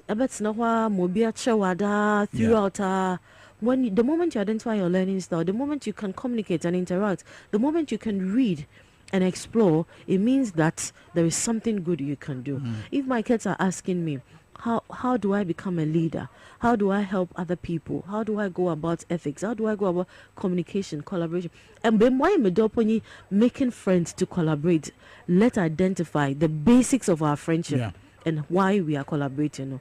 That is what pushes me. That should tell you what we are looking out for. That's right. What we stand for and everything. That's right. That's why, Barton, I would love you to send the questions. When we share this, we share it on our pages as well. So you can go there and like it, share it. Our question be, you type it. So that we can answer, because me one could never keep warm. I the mobile can answer the air selfish. Let's Talk Educational Consult this morning. We came to you with the kids and what they are doing and how they are going about their learning. It's in new film. And please come forth and register your ward for the preschool education and the Saturday school as well. Okay. Because that one, or Ghana ni ye or money ni ye they should call us on 0249 069821 0249 069821. Follow Let's Talk Educational Consult on Facebook, Instagram, and LinkedIn. Kwame, thank you. All right, thank you very much, Madam Time Bomb. As always, say what the educational time bomb. Abre Nanope. Number DBO 0249069821. 0249069821. Twanamona wan kasako. Let's Talk Educational Consult. What do you question? Sema ye king for ni correct. What do you said that quote Madam Time Bomb say the whole day what person you motra. Na she said you must each and kwadana de. And then kwadani ni nkomo. E be se mo for ba ku de yi. Osi kojo oba no ho. Oh my goodness. Dwaboase Power 97.9, Power 979, Facebook Live. Let's Talk Education Consult. Also building the future through children. Or touching in West State, Mango Street. 0249069821. From us here. Well, I'm your mind. Transiano no. You new homeboy na kasa. Homeboy wa. Holla Savior Herbal Clinic. Sound to a monka na me bo mudia moate. Enye din keke ne ebo. Wa bra ye bo mudin no so ne edi adanse. Me ametie metime di adanse na trawo. So with the stroke. Se bia stroke bo nkaye. Ana se with the stroke mu. Stroke account. Wunye bi wo yonku bi stroke. E di ni nya. What they call Holla Savior Herbal Clinic. Dr. Holla. Obete the tech. Say diabetes, say your crabby na too, say could trabi na down, say your kidney how, say 1 and a hono, Madrobia Banu for him, and Nancy had your friend in Abra, a year Holla Savior Herbal Clinic, and Teshewa, Coco, a clear epilepsy, Fichukomo how, and Passion Common to your friend in Abra, Yadim Diabaya, Dr. Holana was a share. Anybody who Abra tells us you dear. Any so uma bibi batutu wani jiase o yade tutu wani jiase memma yade batutu wani jiase woso wani ti wo wiase mo na hye nyame di mani wonyam etu wogina nyame nsa no dwuma so wogina nyame ahoɔden no so nyame nimdeɛ na wɔde adom no so ahwɛ yade na furu so Ishamachi akwan wa shama no ne Access Bank no ene die ni mo hwe obetu afra Holla Savior Herbal Clinic e was 05766566658 and 0200623038 obetu so from 0267668653 and 0240409991 Holla Savior Herbal Clinic was in Yamen Kwan betu asa yare Mom Shamo TV XYZ na so TV XYZ Ghana Power 979. Ya dan one best see ya bank komono ya to so kai say me say o mine terase ya ne homeboy na kasa na edi nkomo. Ya best see wo TV show.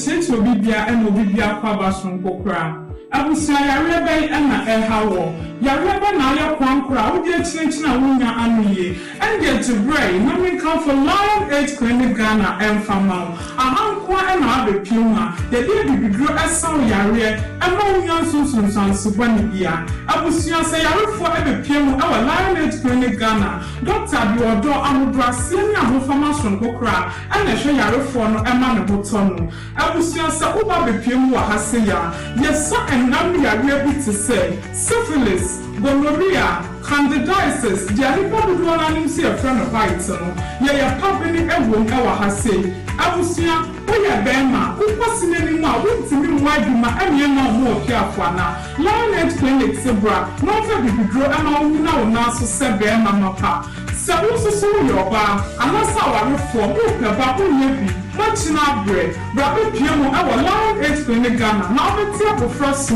ɛwɔ wo fie adɔfo a wɔhwɛ me ɔmosomfo kofiti ɛbɛyɛ kakra ne meyaree a na meda hɔ madamfo bi baa me nkyɛn me introduce Lion Age Clinic Ghana ma me na metu ɔnamɔ no mekɔɔyɛ ne mohwɛ me ɔmomɔ maduro ɛnɛ me ho atɔ me nti wo a wɔhwɛ me a w'ani daa so asa mekamfo Lion Age Clinic Ghana ma wo sɛ nso tu ɔnamɔ bra na abɛnya wayaresa salamu alaikum na zo nan ga asibiti ne amma ciwon da na zo da shi ya ga an tiriti na samu sauki bisa duk wanda zai zo musulmi duka ya yi kokari ya zo nan wannan asibitin ga zai samu sauki da saukin kuma kuɗi ba wani caji insha Allah da samu sauki.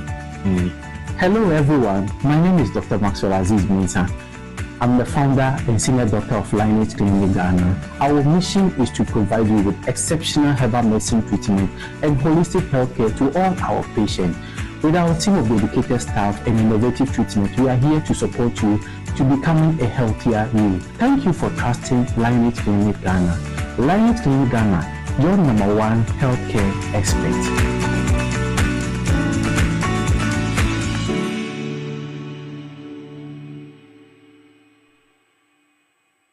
na Kwame me taxi driver na enkane na misisi eso misisi na aka me na to na twetweme binya 3p garlic misa no aboa me pa adunu asa miracle bi wu adunu je se mafu no kra se di sia twemi anka se me humi esisi se me humi ana esisi obeka se di bibi hye me so bi no na ye normal mi bi ne ti no ti pa me sa 3 days ni adunu anka se de nyankopon di ayi bi ahodi se ma ebi anya sam ketwa ana se we de me fro aka so na me fa hye me nkwa me me de abe fa 3 years ni ana asa me gina wa me na mo se shinya hye me kwa me de ameko bi amu so much me duru abe 6 years ni o tema si am ya maji se ne me jana saya le nem kumi preko ene 4 days ana me koto 3 garlic mixture ni sama me kase yankupo no yam se ende ya me no kase me wa to me a me din wa me ntiase 3 garlic mixture ubenya bi wo mamu pharmaceutical shops and herbal shops Fred Piwak e wo 02489288824 and 020100002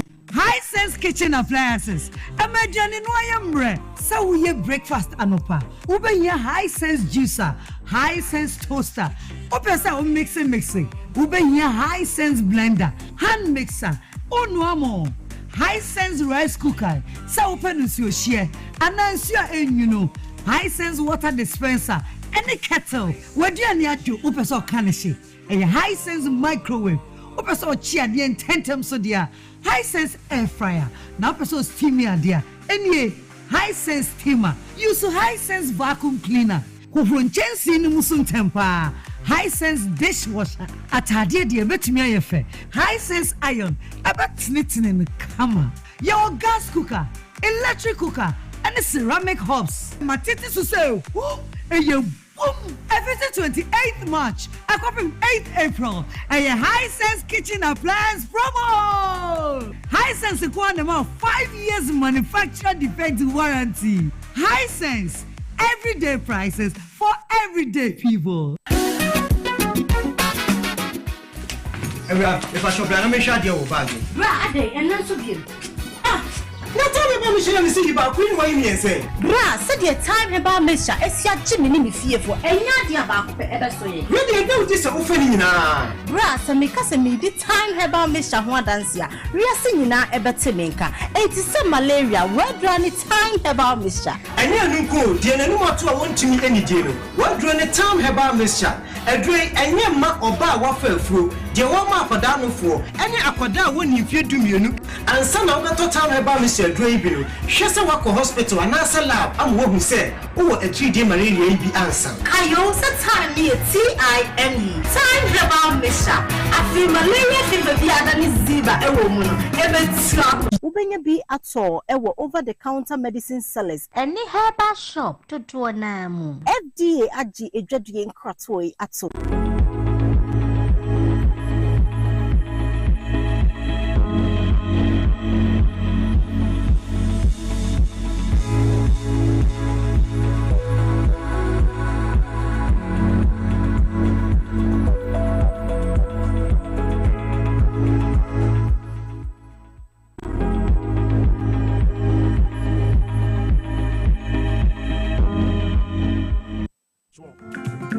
Live on TV XYZ Power 97.9. Dwaboase Dwumadi anie.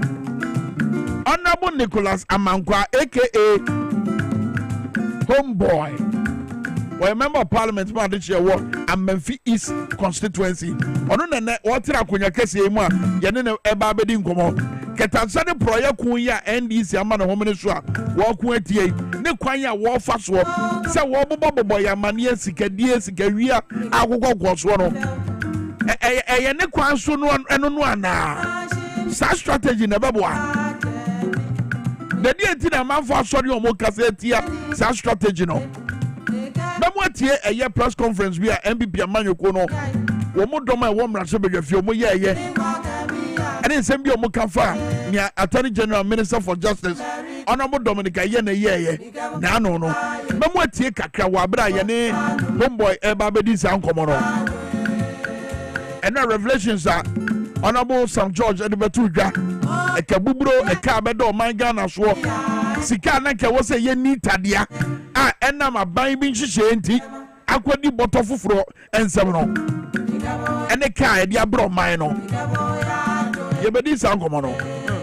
and I could need to account ma sika wom kra so chain ne da obotom no be se sika da obotom no e so chain ne da e ye need to account mo hey ye Madam Michael say lucky box promo no mega cash lucky box promo no se wonya fa ho nji mu a mesrew fa ho jim na ma for wini cash pa Osofo Prince tie eno awotwa bi onya sika no aye ko wa pepa na no ti se de hwinsi ye be ma obeti atwa bi wo de ofechiro ne ko twa bi star 426 star 5 hash nenya sika kase bi to ho ate pese oye wi abo se wa pepa na no ti se de hwinsi ye kubeti we win as big as 500,000 Ghana cedis me says Ghana no my target 500,000 Ghana cedis and once we dial star 426 star 5 hash network bia was to be a dialing the announcer beka woni mfie du nwatwe agudi e wonka ho be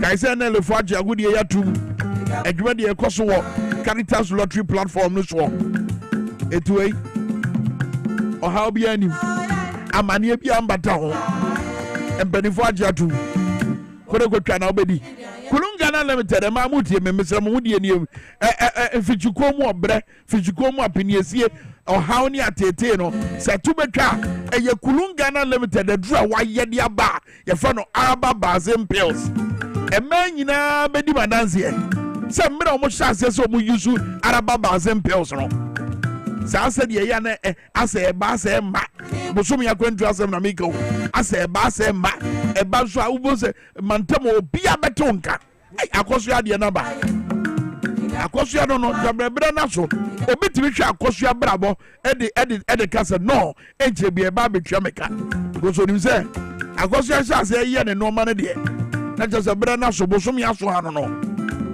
mentra ma tate bia we embe ye wasem. That is not your story. Obu a menstrual flow no e massa di osipa no. There's poor circulation. Moja na se ba se ma. me so dia ne se obepe araba bazin pills atom no anom uko Ducat pharmacy on sabeka bi atom obo Bentigo office no Farmer Fresh Pharmacy wo Kaswa Unicom Chemist wo Malam Junction Osons Chemicals wo Adabraka Ekus Pharmacy wo Shaman pharmaceutical shops ahodo wo Kaichi drug lane nyina bowura on sabeka adroi bi atom ye friend no araba bazin pills kese mpa ye Kulungana Limited o mo na ye adroi omo easily go to Champion Junction from 0244 139176 and 0204 139176 afei from 027 4139 and a leading pharmaceutical shop be oh my Ghana be abowurema araba bazin pills you so beka bi ato afei Peter munya madom mesrem ada yenko eye TV ne so na yenyi video we enchomo look and NPP amanyoko no omofa wo mraso bedwafie honorable John Dako ono ena ejoma na emu ena na eye ensendwefo nhyehui wo mo ye na omaslamo eye Attorney General Minister for Justice say nia na no obeye ye se wo dan kwabena eye edubuahin ensemadi wo abra court wo ho a obetumi di asem na court ni yakodi asem no na wa fans ndwefo enhia musuo na ne kasa bia agi akoye se asa wo yi na ten no wo se etietia omo fa hodie so yentie eye honorable John Dako wa bra no de asem no etudwanra wo mrahye bedwafie. We are here this morning to remind the learned Attorney General of the Republic of the constitutional provisions that protect the citizens of the Republic. We are here to remind the learned Attorney General of Article 14 of the Constitution, which talks about the protection of personal liberty. We are here to remind him that that provision is still part of our laws. We are here to remind the learned Attorney General that Article 15 of our Constitution, which talks about human dignity, is still part of the laws of this country.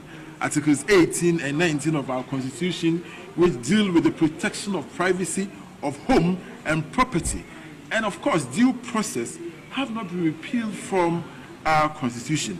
And for that matter, any person who is given the opportunity as our learned Attorney General to enforce our law must do so within the provisions of this Constitution. The sanctity of these constitutional provisions quoted above and the duty placed on the Attorney General of the Republic, who also doubles as Minister for Justice, require the AG to ensure that a person charged with criminal offense is protected and presumed innocent until proven guilty by a court. A member of Parliament, Swami Honorable John Dako, and I'll tell you, on the issue of say you violating and go for ya come once me or human rights, you know, yentie argument bia will make you found yentie. Immunity of parliamentarians when they sought to attack the minority leader. The learned Attorney General in his presser said, among other things, that the MPs, including the minority leader, cannot use constitutional immunity to defame others. The learned Attorney General sought to create the wrong impression that the minority leader's presser was done to defame some members of the security apparatus. We see the attempt to belittle the immunity granted to parliamentarians to speak freely on issues of national importance as very, very unfortunate. We are aware that parliamentary immunity is not absolute. We are aware of that. It has its limits. But we shall not be intimidated by threats of defamation suit either from the Attorney General or from his assigns. Has the Attorney General forgotten so soon, since he joined the executive branch, that it is the responsibility of the legislature to hold the executive branch accountable? Has he forgotten? We need to ask him. Because a few months ago, he was a full member of this chamber until he joined the executive. As members of parliament, we shall use the privileges accorded to us under the Constitution to protect every Ghanaian whose right is trampled upon by the executive. The AG must be reminded, as all of us should be, that the purpose of our separation of powers, the reason why we have the executive, we have the legislature, we have the judiciary, is for the protection of the individual liberty. Swami MP no Honorable John Dako ono na atenka was answer drefo njemu na omo ye nenra wo Ghana mrasho bedwefi we edom kuma no omo ejina ye omasi e wonia Attorney General Minister for Justice Honorable Dr. Dominic Ayene edan na di na anu yafa owura kwabena edubu ahene ho na ense be kra na Attorney General ekafa kwabena edubu ahene ho mesel yes a video no emu bia ready ema me na answer na wo ye ready no yetie Sam George bio wa bra na wode sikadie sikawia sikaseye wonsam etu dwanra e wo mrasho bedwefi and you see abai way any Ghana for nantiabom omon besa asem no be kwa kwa say oh yenkodi wo court nko ano wo mu no answer no mo ba ba mu no mo di kan ka che say o man ya o mo ba ba chichire wo mu ne na chichira bom enti say de obrempon edi kan kan bra ne de enkomo ahodo bra wo no say yene omo na chichira bom eni ese fata say every step of the way wo enkomo afa amanfo mabo mine krono amanfo mabo mine po no every step of the way baby o medru hwehwemu ensem o matie ne mo etansadia kokot no enso mo dan na di ere chairman sai and you see memo tie Dominic Ayene na wan kasa cheme baby a wo kasa ya eche se na wo yi aten na ya mane na oboye nia wahunu adansidi owo ena na no de to Ghana fo anim bone me no aye wo sade no an argument here dom kumai erezi any adwen omotwe ede aba eye nia Attorney General eye so se wo tietie nkofo fa wodie so no eye sa na tie na se brebe mama akwanya no matima frɛ na mo so bode madwen hye ababa sikadie na ekoso no me se mama nita de no de Honorable Sam George ekafa ho se nita no abandada no wo ho no wo ko sign contract bi asike wo se nita enya no ye tamye ene ye de kokko koma company foforo ene ye ka sei nita dakam eka ene so no tie.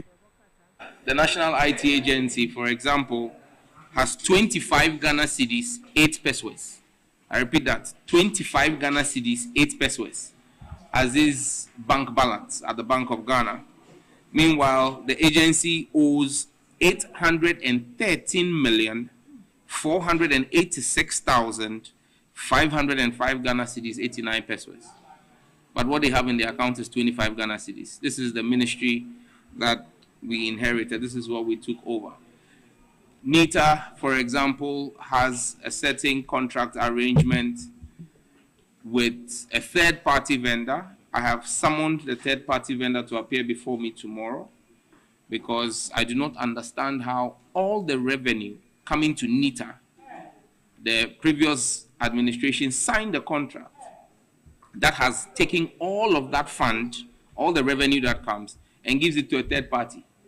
And so NITA is not getting any money. And so you ask yourself, almost everything at the ministry goes to a third party. So NITA has 25 cedis sitting in his account. Meanwhile, just for the month of January, the payments from services that are run using NITA's infrastructure that I was supposed to approve to a third party company was almost 4 million Ghana cedis. I have refused to sign it.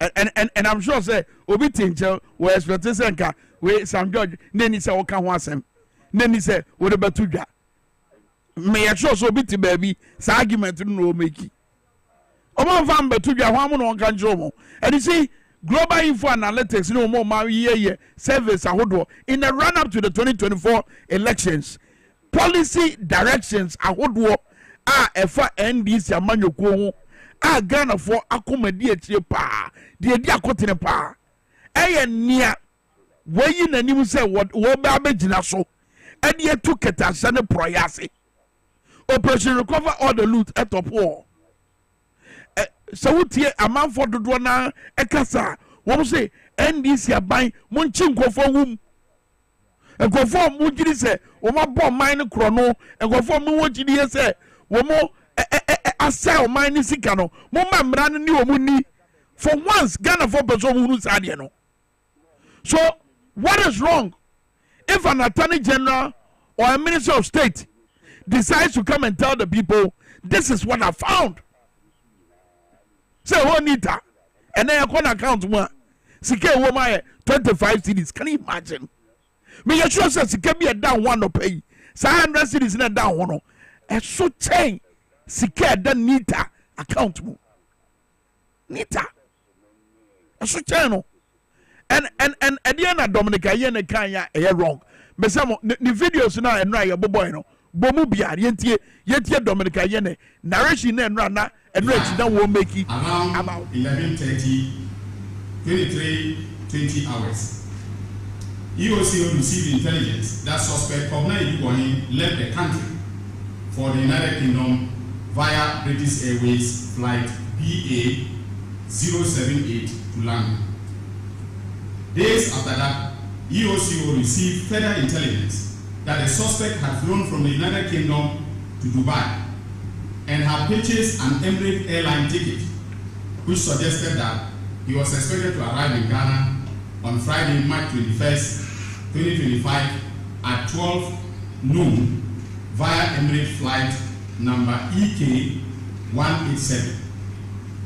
On Thursday, March 20th, 2025, EOCO received intelligence again, additional intelligence, that the suspect had cancelled his flight and rescheduled his arrival to Ghana from Dubai to April 18, 2020. That's April 8, not 18. April 8, 2020. Now I want this chronology to sink in because of a point that I will be making later on about why they are detaining him. On March 20th, around 3 p.m., EOCO's operational team, led by the acting deputy executive director in charge of operations, assessed its operational plan to include the possibility that the suspect could have traveled back to London to fly to Ghana in an attempt to evade surveillance. EOCO assessed with high confidence that the changes made by the suspect in terms of arrival date in Ghana may have been calculated step to mislead investigators and throw them off any possible surveillance. EOCO further assessed that the time of the cancellation of the Emirates flight coincided with the time the British Airways was expected to fly from Heathrow to Ghana. The decision was taken to place the suspect on a stop order and make emergency operational adjustments and brace for his unexpected arrival. Honorable Dr. Dominica Yene and Attorney Minister for Justice and Attorney General. Now, was that same way? Richard Kumado, yes, security expert. Was it money stolen at NSB? That is the National Signals Bureau. Can train 10 persons, each in the following fields: data and cyber security, satellite engineering, artificial intelligence, and engineering telecommunication specialty. Sasika na yewia no ye ka se ye je ye betwi de atete nkofo ye betwi de training nkofo amoma benya nimde ewo data and cyber security, satellite engineering, artificial intelligence and engineering, and also telecommunications specialty. Wo betwi nya nimde o sa area o a ebebo o man no bakwabena ne atam a wode akoto ono ankasa na counter ono a create na enada asem waseda ato account ni din said ye be ya any National Signals Bureau de no ebese na mo se asem wei ma Attorney General no e me chirechire mu enchire Ghana for Enrichi Kumado wutie ni bi wa say National Signal Bureau is rotten with fraud crime, imprison the fraudulent politician and set Ghana free from crooks and and it's one institution obia hwe ni mu da se bibi sa betimasi wo. But here we are talking about it. Adaya amanyoni a go fra omumu eno what time of mine sika no de ye de ope hwe japade ahodo a wo me se for table na ye de two screen so nra no mo bia hwe japade ahodo a no wo photo screen so no mo hwe nipa baako over 72 houses what the day 72 houses dear pa na de na mo say asem bisa no ma age no e be cheche mu nche Ghana for na go wo che mu nche wan wo che mu nche wan one na attorney general minister for justice one of the yo and he's a lawyer in good standing. He's been doing this over the years. What in a bemu paying? In fact, age one why you paying as deputy attorney general. Abiding him direction I walk.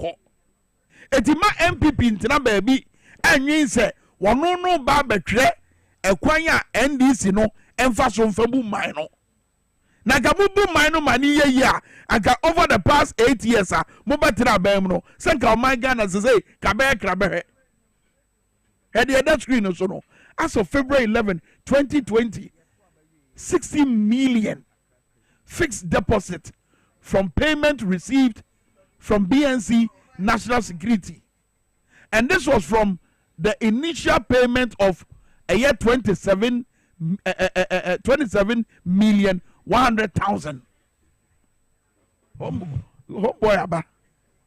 Na enkomo we swami MP enya daje won kasa mfa no ma amafo hia wo swami empeso aso wonya daje abeye nsendwefo nhia mu se ma attorney general no ejeje mu nche Ghana Amafis Modeshiaba Honorable Nicholas Amankwa Honorable Yamachi Mwakwaba Very Kwame Emejoso Bibia Boko Yamiado the way I was reading and I'm very Jana and farming tina. What's that?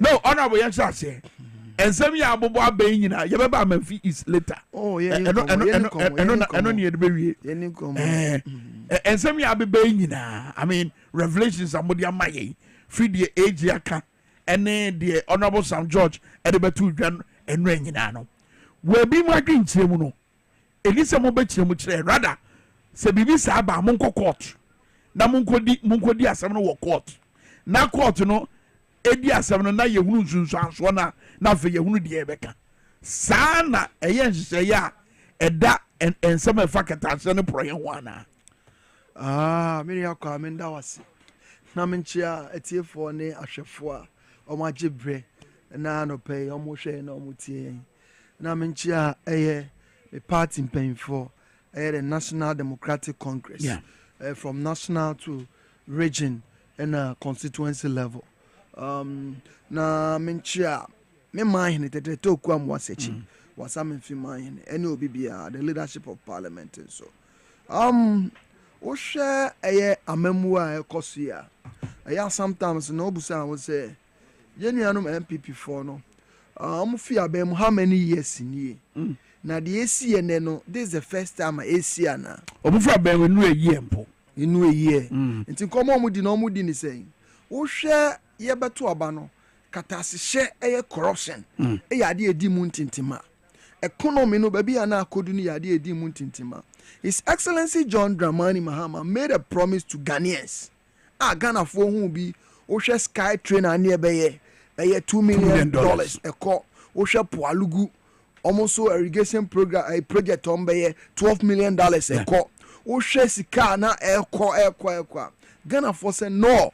Look at the money which was injected in a cathedral, $58 million. Shadi and Kebe to me aye. Shamu collapse bank of which you could have used $9 billion to salvage the banks, but you rather chose over use $25 billion to collapse bank.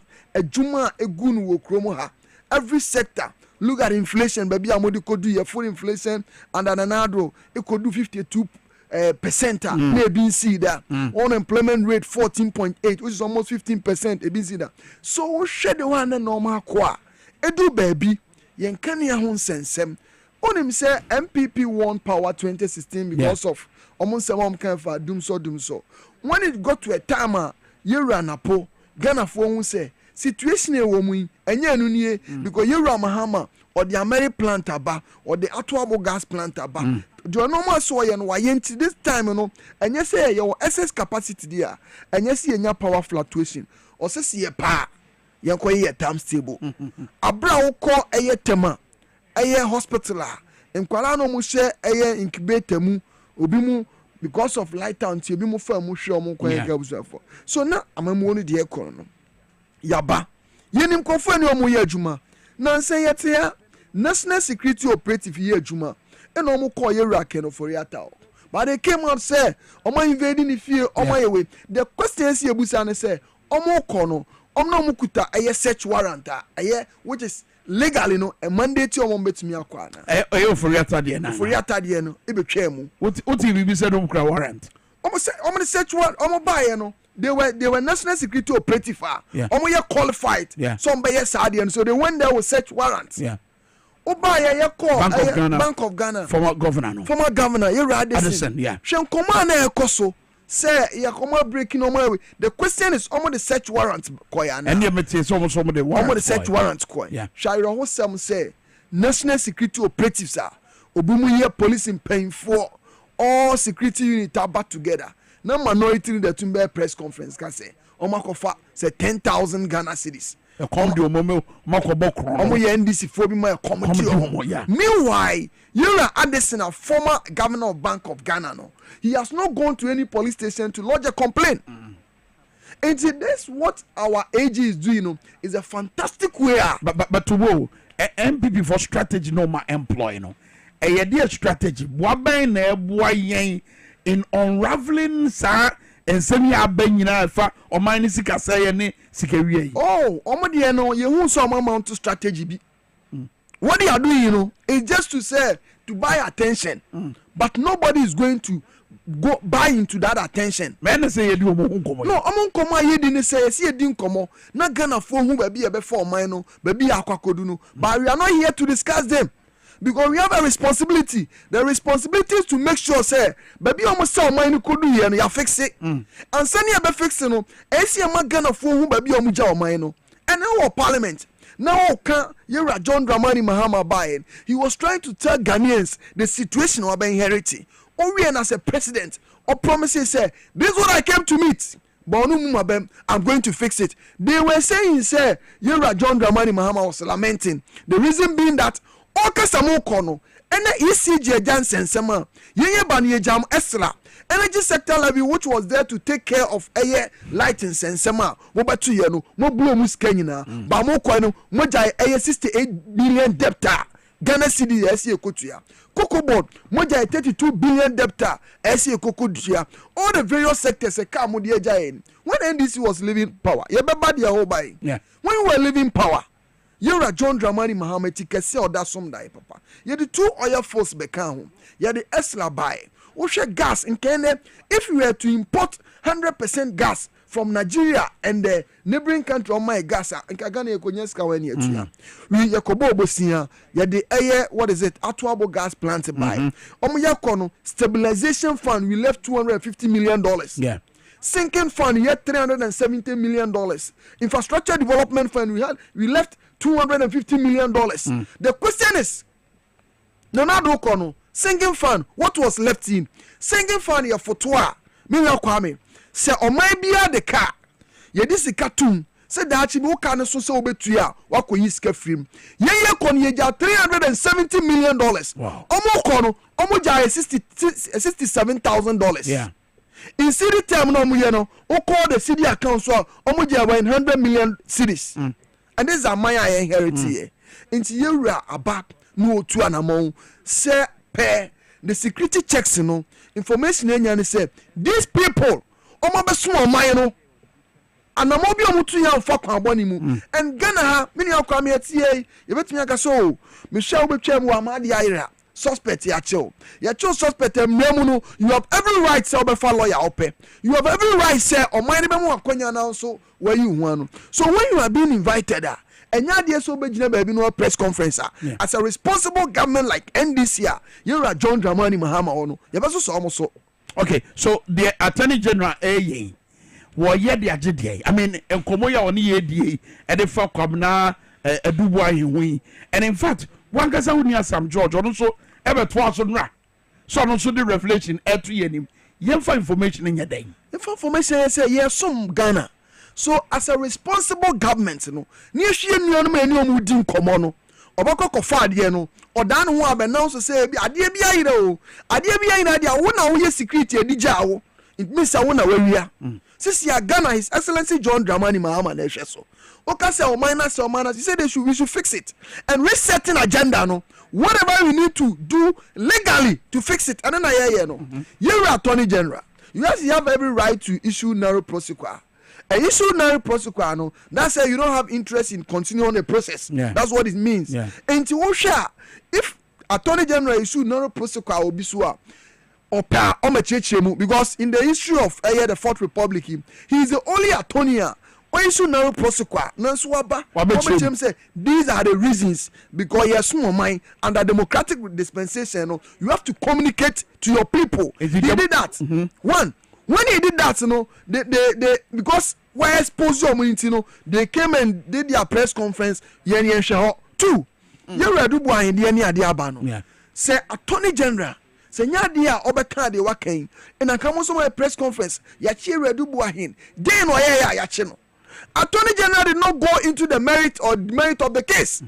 He was communicating to Ghana for say ye redu boahin nya kwanya besumo man no besumo man no ABC no ye na minia obi at the age of 44 years obo breye but per the revelation e ba no na nya Ghana ha na ka wuru benya obi a obe defend this ano but e ba no omo ye mashere omo so I read me way you Omar Wade yes MPP stench MPP member I was watching some video he said say only the onimu no into okodi na sem and my colleague Asafo yes also the monya sa video no ready no na mo bo wa bra nwure kase bo no koso no also the abeto dwa say we MPP ni babunu na wa bra revelations awodo yi ben okofo no mu kodi o musica na so mo say sika no na oni hobi with omunyai mo bia nko defend omunyai no mine mpanifo no enye ho adwuma and this is the way to go and do you know why I'm all for reversing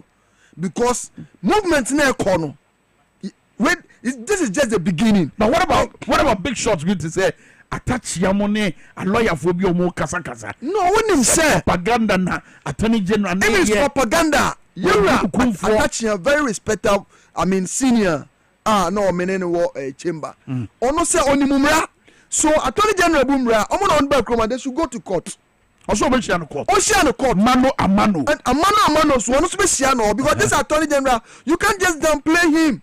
If you've known this man for some time, Parliament, when he speaks about law, unim say a person or law na kasano, in a kasano. It's here you may know be able to do the reality is revelation number you read why omayinano. And if indeed, I deal with see ya. Now we are Ghana ni now MPP now because of the party. Now who be defend the idea way. Meaning I was shocked. You no more prison.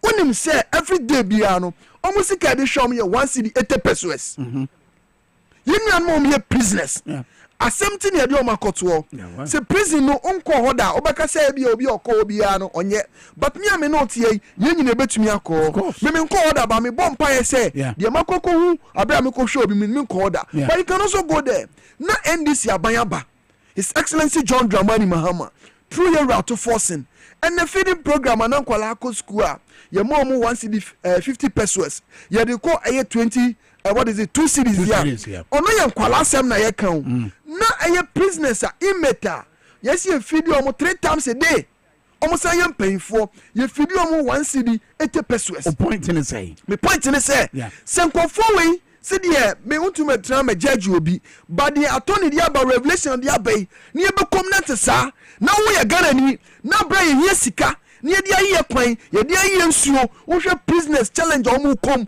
Ghana challenge ayewom edwadifo ekoton a look at eye ba bia mode dollar akodu I driver for mode fuel akodu ye kwan nyina sei e maburu pa adwuma na ye nya na obi abaso man na say ya aban na say wadi bone bra be yu anu na be defending na Ghana for beka so ye man boy for like Ghana ye but what about Omo so it make reference to the law say obi a innocent until proven guilty. But in this case, you know, we must say wutie Attorney General ne said ye o si ede ensem ni tudwa. Ase wo wonderful.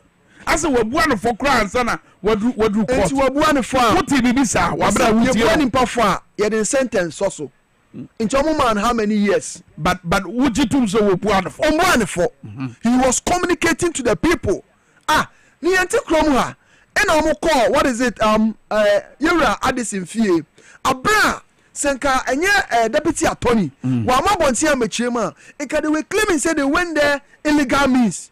But when he came over to me, say they had the legally acquired search warrants in the Melchroma AD. You're Attorney General Onimra, then Awaka, or Sierra Edubuahi, or Besomie. But in Sema Akosono, ABC, Yetikro, Unya da, Bosonia da, obesi. Ayenya. Unya Scaba Today. Absolutely. Now at the age of 44. Over 72 houses. Boss, o minor yechitre. Where Japadia wenya? Monsieur, minor yechitre. You are.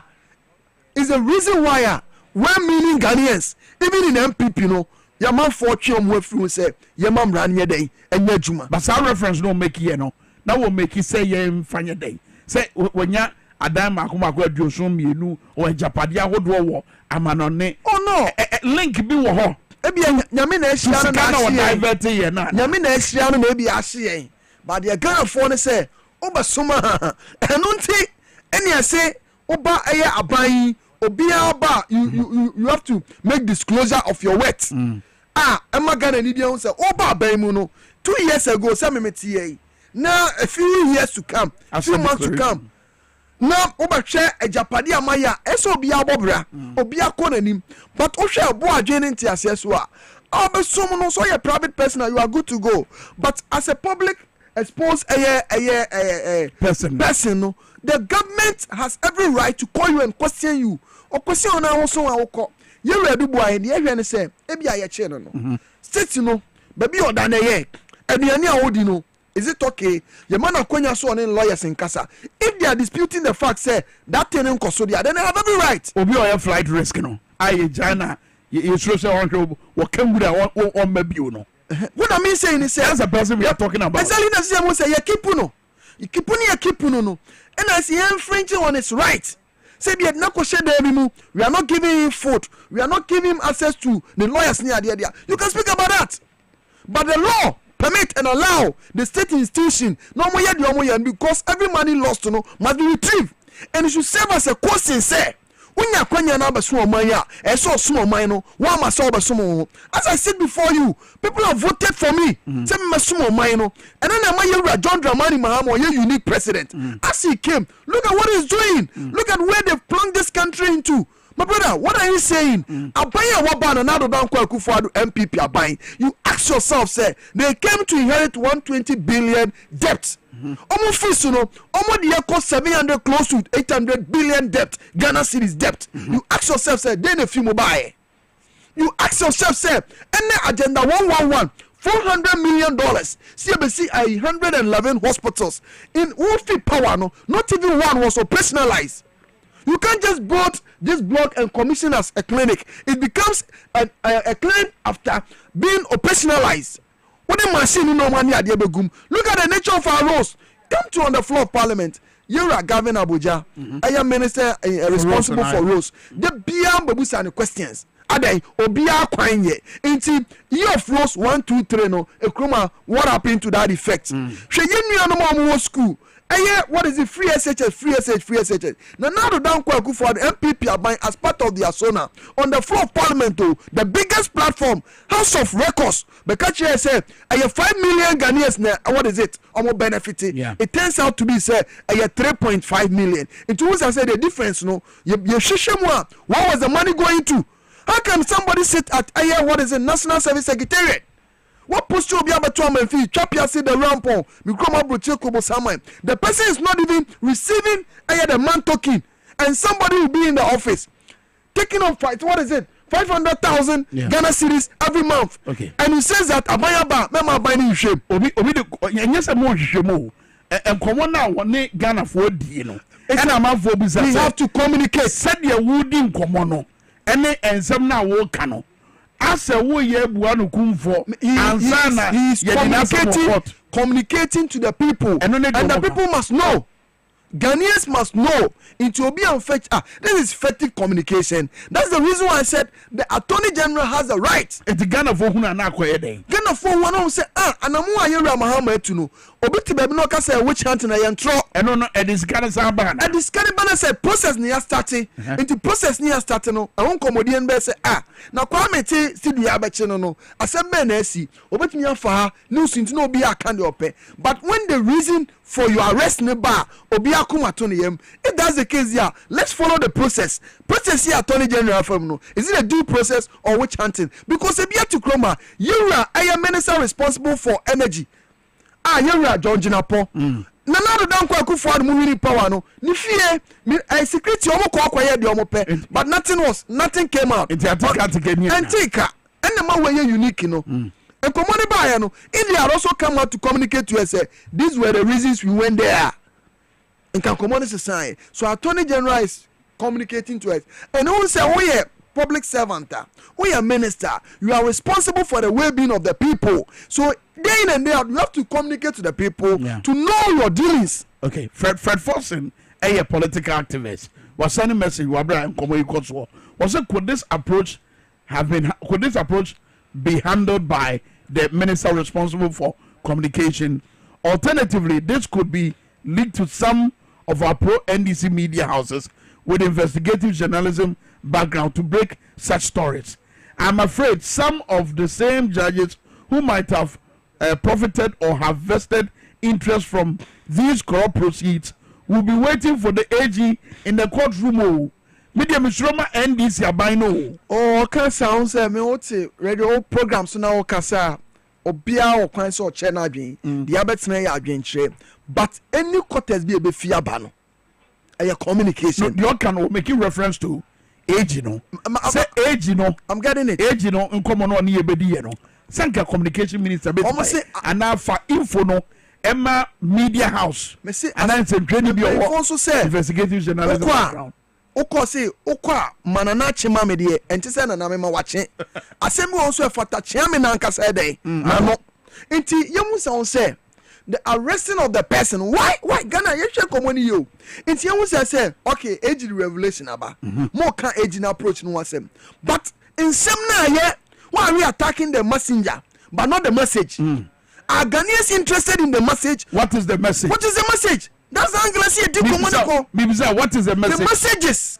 You read boy in your quenya besumye. Or some corner here, no. A quay of the Ghana for fun bukata. Our payment is so effective. You can several accounts per the revelation. I have $7 million. Why effective payment of $1 million? These are the revelation. Ghana Sikaris, your suspect say, I could decam, and see 2 among near Kochi. O come Kroma Menfi Isa, a Sunia here bridge, the Rampo here quine, a Francian here quine, a Bocheku here quine, Chapia City real Kromu here Kanya. That's what we are looking for. We need money to provide that one. Oba, $2 million sky train.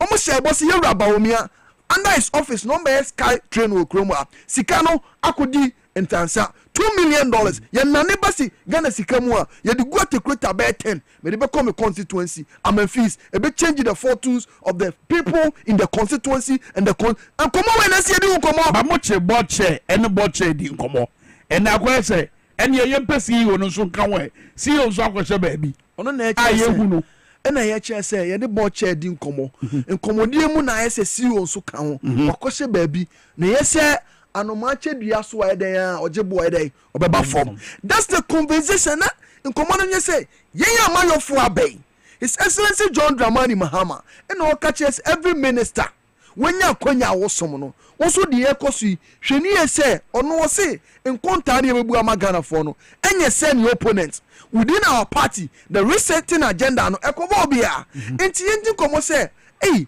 yetu abama asumasi sisi ya no yetete say ebi otu anamo we because we can only judge somebody abra competent court of jurisdiction omaka say like omayewe wa faade and on faade enti oh say na nipa na dia Ghana fo nyine enta aba na chi no hwehwem ni yesika hwe komokola hwe nuano mo kantamanto na so mo no mo hwe yen kai what is it Ashanti Kumasi omo no machine na se blue light we need fire tenders fire tenders unim say fire service unit NDC aban under late Professor Amos Yera Mahamani Ritu Omo. As you speak, Nanado Dankwa Akufo-Addo 8 years in here, not even a single tender was brought into this country. Yeah. I chronic institutions ni.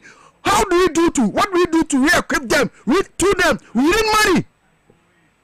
So you say skabia kodi baby see di achiri ye yusumra yenka say aban na aba into kwachiwe. Now where is this the beginning of the process?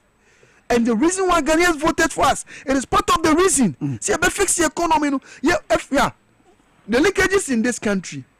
If steps are not taken to fix the leakages, see, kebe baba kroma biano, ebenu. Yeah. And see, your boy, His Excellency John Dramani. And when you look at the posture of Yera John Dramani Mahama, he's not somebody here. Why you born here? So called Tata. Yera Sam George. Look at the revelation Odeba. And Usha. Ebi, mame. Kaka yetie for ebi ne eye nita die okoma account ma sike dem ma 25 Ghana cedis meanwhile e ka dem so chain so bro so yes ene ne basa sentina na do Dankwa Akufo-Addo ombebu oman na ombese oman. Look at what is happening and every constituency am fees okọ wase kropon our municipal capital eja fire gathered into transformer. Wow. Emanashi almost 2 weeks in. Minister has assured me there and ECG before doing come now that sorry ya and another Dankwa Akufo-Addo abreso ECG for crack containers 250,000 and be transformers a be a wires a be a cross arm a be a light post about Ghana for now do abreso now ECG and to me and yes kenny Emma normal no pot abina more any ECG kroya jijiska esa jakas 68 billion down and they Chianya da sorry ya. Container net to far. Container net to 1,300 containers a year. How? Into way near dear chase ye pay. A year nimpana or boss acron. Into containers near then 2 years. It's when you're born with the home. And then I see about the mama for say, hey, see your mama wait to us and come say Ghana begu. It's your mama wait to us when I go shame. No politics in a moyana. Say Semubo who did no. It's where who did no. Politics. I mean, you can't pen command immediately. And it's a politician say why? You see, let me. No, I'm coming. No, let me do this. I am not tired. Side with me. You should give me. Some question. Look at me. Me power the line of question. Look at the people. Me the line of question. Me when I sit before you, me the line of question. But Obusan say Ghana ni bit sa no okasa. Sa Ghana ni no. Omusa sa de na no kra na.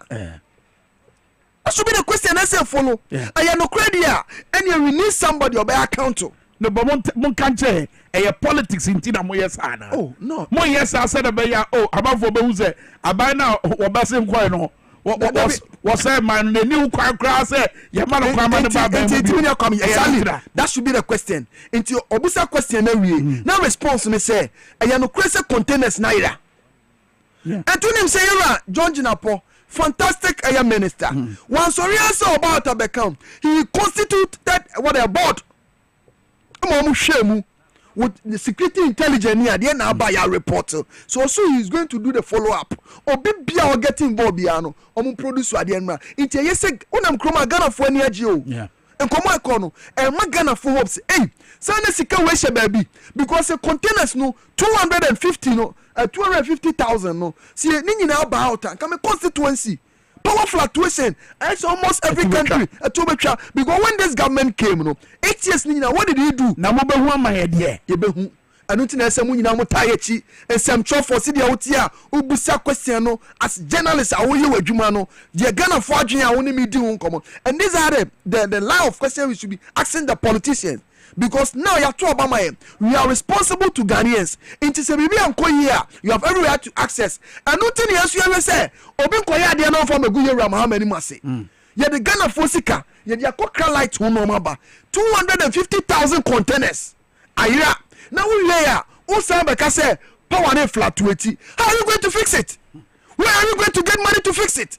It is a security baby, not illegally, no. I could do a bin chain, yet the containers are back, no materials, sir. Yet the Bayan Kanya and Iradia, we will go after those people.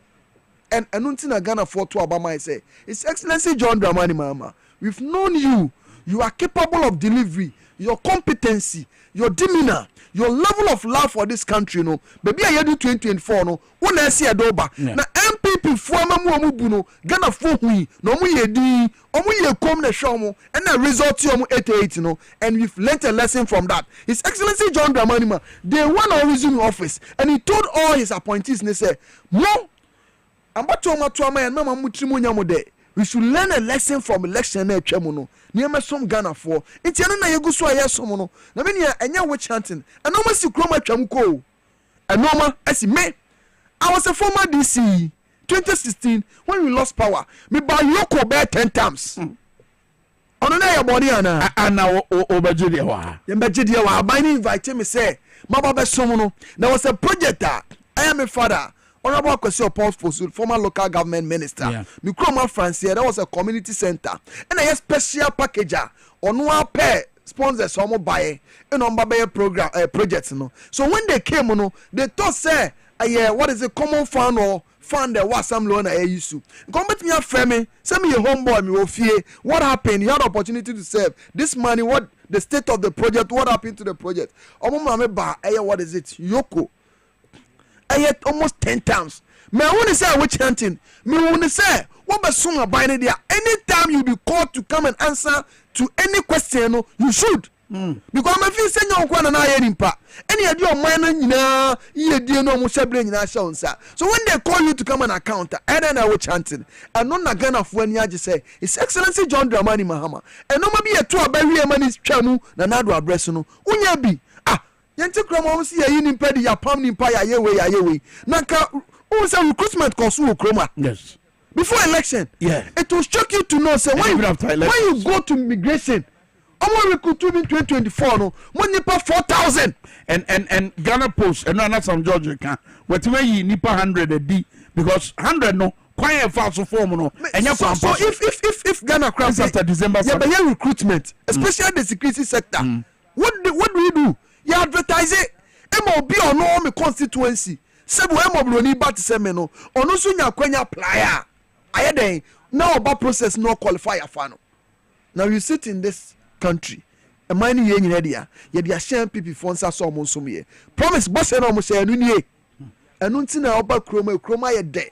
E kroma ye din. E kromo wa rehwemu say Ghana Bay Naka ya bay. Naka ya di onwes. Naka ya ka ye gusu a budget estimate ni ade approve no hwe ye rato forcing ye de budget ba parliament na say menya akwanya ne mu ni nkomo na me constituency am fees Ghana for okada for boys e wokrom ye maame no asuku for mabunu obibia say ye nya akwanya ye na His Excellency John Dramani Mahama say ni na yura Dr. Kesley ato force na hwe minim se me Kwame Kasio edini de onse me no enya Memphis Central Regional me so me call Methodist primary school na me call Basai model ndo se edini e Kasio Dr. Kasio my able minister minister no pay sure there was answer to a question na experts economic experts e wo kroma no kra no munim ba bi e be fiaba so say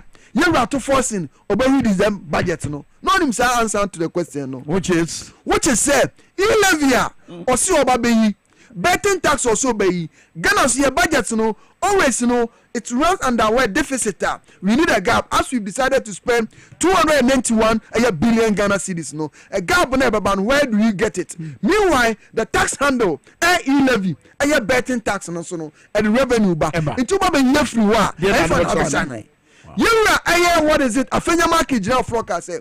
Also ba iska propaganda obeyi na. How do we get a tax handle to place it? So no money any see be introduce taxes. Ono no me etiase say etikesia oda som da papa. Honestly me who is Excellency John Dramani Mahama appointment you are to forcing was groomed. Deputy finance minister or you obey the leader of the house or sound so by adwuma in finance committee so by his experience or see am lebi twamu 2016 on no call bill on the floor of parliament say ye be a friend tax returns ye de aba ye de ba ye no sika wo mu no de esi ye de ye fanya So MPP by 2017 up to date, almost to me GRN to me spend tax returns in Impono, almost 50% of it. Tax returns, what it simply means, meaning I'm so now wako to your taxes near the end. Ebi open and term near the end, what you are manabro. It's a real GRN for your document money at the end. Now we have to refund a difference now a bare mono. And now see at the total revenue be generating 6%. Into when 2% of that what is it? Tax returns can take care of. You real crabasa bro, 11 betting tax intake the babana so it's your be a cotopad and my my old school. This is a minister we have. You're John Dramani Muhammad Yanima or the Abako. Share budget to buy everywhere in this world. I have a beer and can tax imposing budget. Because in ejitum say ye wa hochemu o mine de ka na nado dan kwaya ban a wakobo bosia on your friend kafiri kafiri ni so obi ono o de ka on pese obetua wakobo bosia ono ase bosia de wakobo bosia di wapem ni edada no o de abe introduce domestic what is it debt exchange wa o de akọ IMF abra na eda oxygen so ebi si krom hada na so aban wo se nya botra betra fie na omo san be chastise no ye were to forcing na nke so be impose with taxes see the be high ba ban be no o see I promise the good people of Ghanaians see e ko campaign no na nya political talk you see e-levy e be yi betting tax e be yi and this wo hwe e ma free SHS boldness ayera John Dramani Mahama on the presentation of the Sona on the floor, he says, I, John Dramani Mahama, will not cancel free SHS. Yeah. Nina man for him say a joke. Or make his declaration. Or make it bold declaration.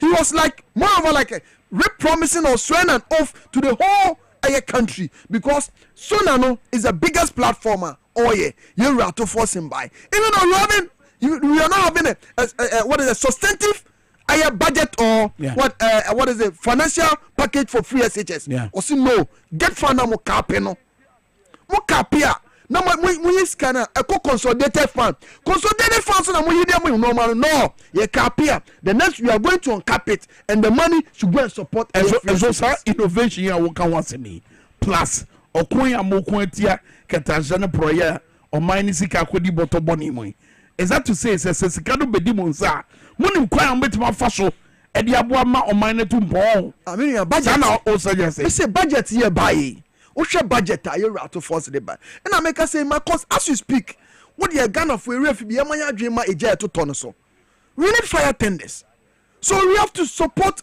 what is the interior ministry all the sectors under them every sector be yeska na so we are we see yeska enti yeska we are we see yeska enti sa hwehwemu yi betima boa me yeska so the idea aye fantastic hwehwemu o ye ne say aside see yeska no esan so boa ma ye say Ghana amaye o mu aye democratic mind enti wonya kwanya na obasoma e say ototo no ma yiye because you can write you can accept we are public servant politician as your private business I say wonya adwebi anamo ayetu no ese show bia mu say any day any time obenya kwanya som no who say a time will come a day may come you be called to account for your deeds na me ya kwam ye mo wadwuma na say enyu tim say me beba na babu nkonta look at wo ya machi look at esuma wo small man through TVS YZ and Power FM who research it, who busa question, who delivery, who be beyond. Because him say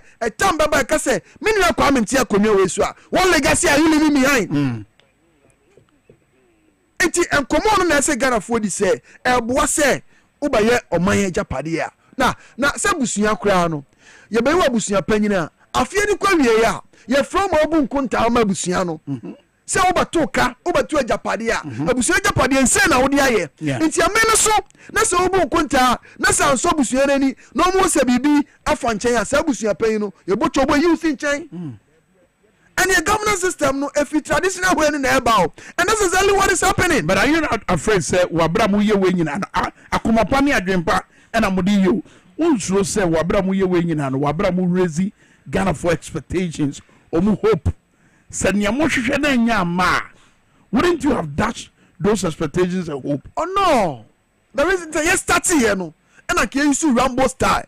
said yes see me be a tramunidia and Cabaso Ghana for ya resume hope na akodu baby and unti na ohe attorney general ne kasa or say yam prayer won koya de na yam court who say the game no obviously sometimes of the game is evidence so before they will go to court no and so munya enough evidence so this is the process they've just started.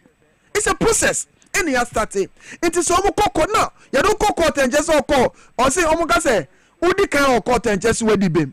And on your side buying a do continue or quite not buying the beam. So the other can you based on evidence and evidence. Let's say some me no tie nyina nim say sembebrio ana ora for kra no omo na omo mutuye no so omo present their documents the information they've had no running almost into 400 a way very true adichi ada bia so omo the information ni bi dey eba but ba komienu miensa this gradual process see the be ya e kokota yenye semenu Kwame onye bone na oya NDC MPP ninti e na ye kochi no na mo mrane be pepep na menua enoma ekoso no enoma ekoso awutiti enti ya wo kra no tinyo ya enu nti na court na de be hia enra ye hu secretary be free mampanya so ye ho aba chese mampanyi adane ye petitioner amanfo bi de bre no se wonhwe na wonyi chief justice every one e de ama council of state for no so mo hwe no muntu no for se wotumi disade no dwuma e be yi set pae na free one na be it on pae amanfo wo se wo de asem no kokota wo hwe enim wo munnim wa se unanimous SCB wo ho ono de e wo but on mampanyi we na yanya na o se de tie bia de memamfo ka bia jemfa due process nya adwuma enti aba no so mampanyi petition no the due process no be referral to the council of state because yeah mami he is not the first person obi the petition aba ma opanyina referral o hwe yewura kwesi anim yebo a ono mu di command no aye Theodora George na Wood ebi command no enti nyina wo say using article 146 of the constitution of this republic, you know. I see a bino, it says no one said, a seminar modiabano, there's substance in it, and no wire referrer. Let's look at said, or Mampayina, Yatwa Bamana, or Semidia Midim Rasso, even though he's not a lawyer. And the Mayura John Dramani Mahama is unique in his dealings, you know. Inti, Sir Council of State for the bar, no monsieur, a semi by no. And merit bia minim see John Dramani Mahama onyina tumi bia so nyi ye maame but chief justice no ya consider e de ma attemptenie mo hwehwe de ma Ghana for jendi ye de de say amafo the petition aba nti omo so okon say yeti kroma background almost FCB be kroma unanimous FC be kroma na ade eno ma bebre ni akos but onu say being the apex court of the land any paying for no yehwe se mra no so mo de akono mra ne be yadwuma na ababat obi anso mi ka say what office you suspect we so say ni no aban no yusum mra so ba be you ayewa John Dramani Mahama kwa na be sa de yo is the reason why sometimes to say union mandis phobia eya no mo kasa ne ade a menya kwanya de me kan say ye to abama his excellency John Dramani Mahama ye nyina ne ye support no inti de obebia no ye nye di ne hwe no onim de oye no obeya maye sie kasi ye de atwam o ekrom apa bia and can be in my constituency. Kabata say no more be koso. But I sat with my constituency executives and then paying for council of elders said no. What have been previously when these people took power no? We shouldn't do same. But then no na ma omwa mususu say omadi mine bone amomanya anoa eno de kasa. I know the to the sense omo call mo bluff. Watch Ken Oforiata. No, omo call it bluff. I don't calling your bluff. Omo ni sa ba ye hu ni sa. Na make say for the dwumadie na start you reckon for yata do ye no he's not no enye emra be ye dwuma na ye kopepre ye ho wo ye dem emra be ye dwuma I say wo akura da wo dem no osum ni nkura fidie wo de pan no tum oba no abayi no okọ wo de ane say kosusum na de be so ni mu no ono won say sa pan no amidi ye nyina mba account mbewu enti enya bluff ayo nim say oba parliament ade omo ye 88 years na abaye wanya say omanfo ne dey entonka ba Ghana fo eto abaman no mo verdict ni say 3 months krenu yo omunya 88 ne no 3 so the same Ghanaians are watching and all your resetting agenda na affect baby Now say blaster for boy victory. Me more a minister responsible for a youth and Kofi Adams. Exactly. O share on any pain for no parliament both minority Ghana for you rally behind Black Star. O share you President Mahama ni dimina a kasa on your kasa. Sometimes life is not always about money, but life is always what matters most is recognition. We are there no be not president beba ho and the sports committee you kuyo money ni ade de bi omo kasa Ghana for look at the ekoso. So the resetting agenda ni be bia o hwe yeti kroma unya kwanya na osuma no 6 match na misua bibi the former president yura what is it Nana Akufo-Addo first no ko ba bia na V8 dieche na akonwa sim say na so otena so oko 6 match na say no o man fa V8 anfa konwa anko okotena akonwa na so wanu west akosu okroma o under this fourth republic way mini akwame his excellency John Dramani Mahama pe and wash up boss the 60 ministers be adwuma na mpa so wodi so do you know the cost esevu V8 makumaku 60 esevu saloon card makumaku 60 esevu apartment accommodation for the ministers 60 esevu aye gardeners garden boys 60 multiply the money and kaiboko waste members of parliament. I would have loved to be a minister, a deputy minister or any by university and here John Dramani Mahama. And you share Ghana football. It's your really the upper party Kebiano, you be DH, near here say the ultimate me say, you best some Ghana, near you deliver me constituency, Yakwa Yensu school, and Mabrejuma, but Basso. No, mine him. And that's exactly what His Excellency John Dramani Mahama is doing through the presentation of the budget. At to force in the mind budget to ena abrowati fia otimikas hey abane so obeto pampers amamba no sika odi to atu ani feeding program na now do ba 8 years ye no ye de ko 2 cities because eyoma ye hye sika bi twa atu ani ye nua ne ye show mo bo se o wie free SHS na nye no ano ye ma quality food ye mu accommodation ma o teacher ni nso a ukwachi ade we kurase o say ni increasing 20%. Assembly members nso ye share mo bo se be ma allowance nso ye de ba so no municipal assembly statutory funds na buy ba 50% na eko no ye be no 80%. We are not going to do any capping. And no more cost no we na ko invest in so a ye share bo say first year students nyadi amukotua admission fee bia hamo no abano has made provision in the budget for this first abaya about the first budget na second budget be say okada the minister in charge of what is responsible for transport shanama omatu okada riders we are coming to give them proper education license ni accommodate them as part of our transport means because when you come to my constituency there are roads without okada no even sometimes when I'm coming here for programmer traffic here SM join okada adwembe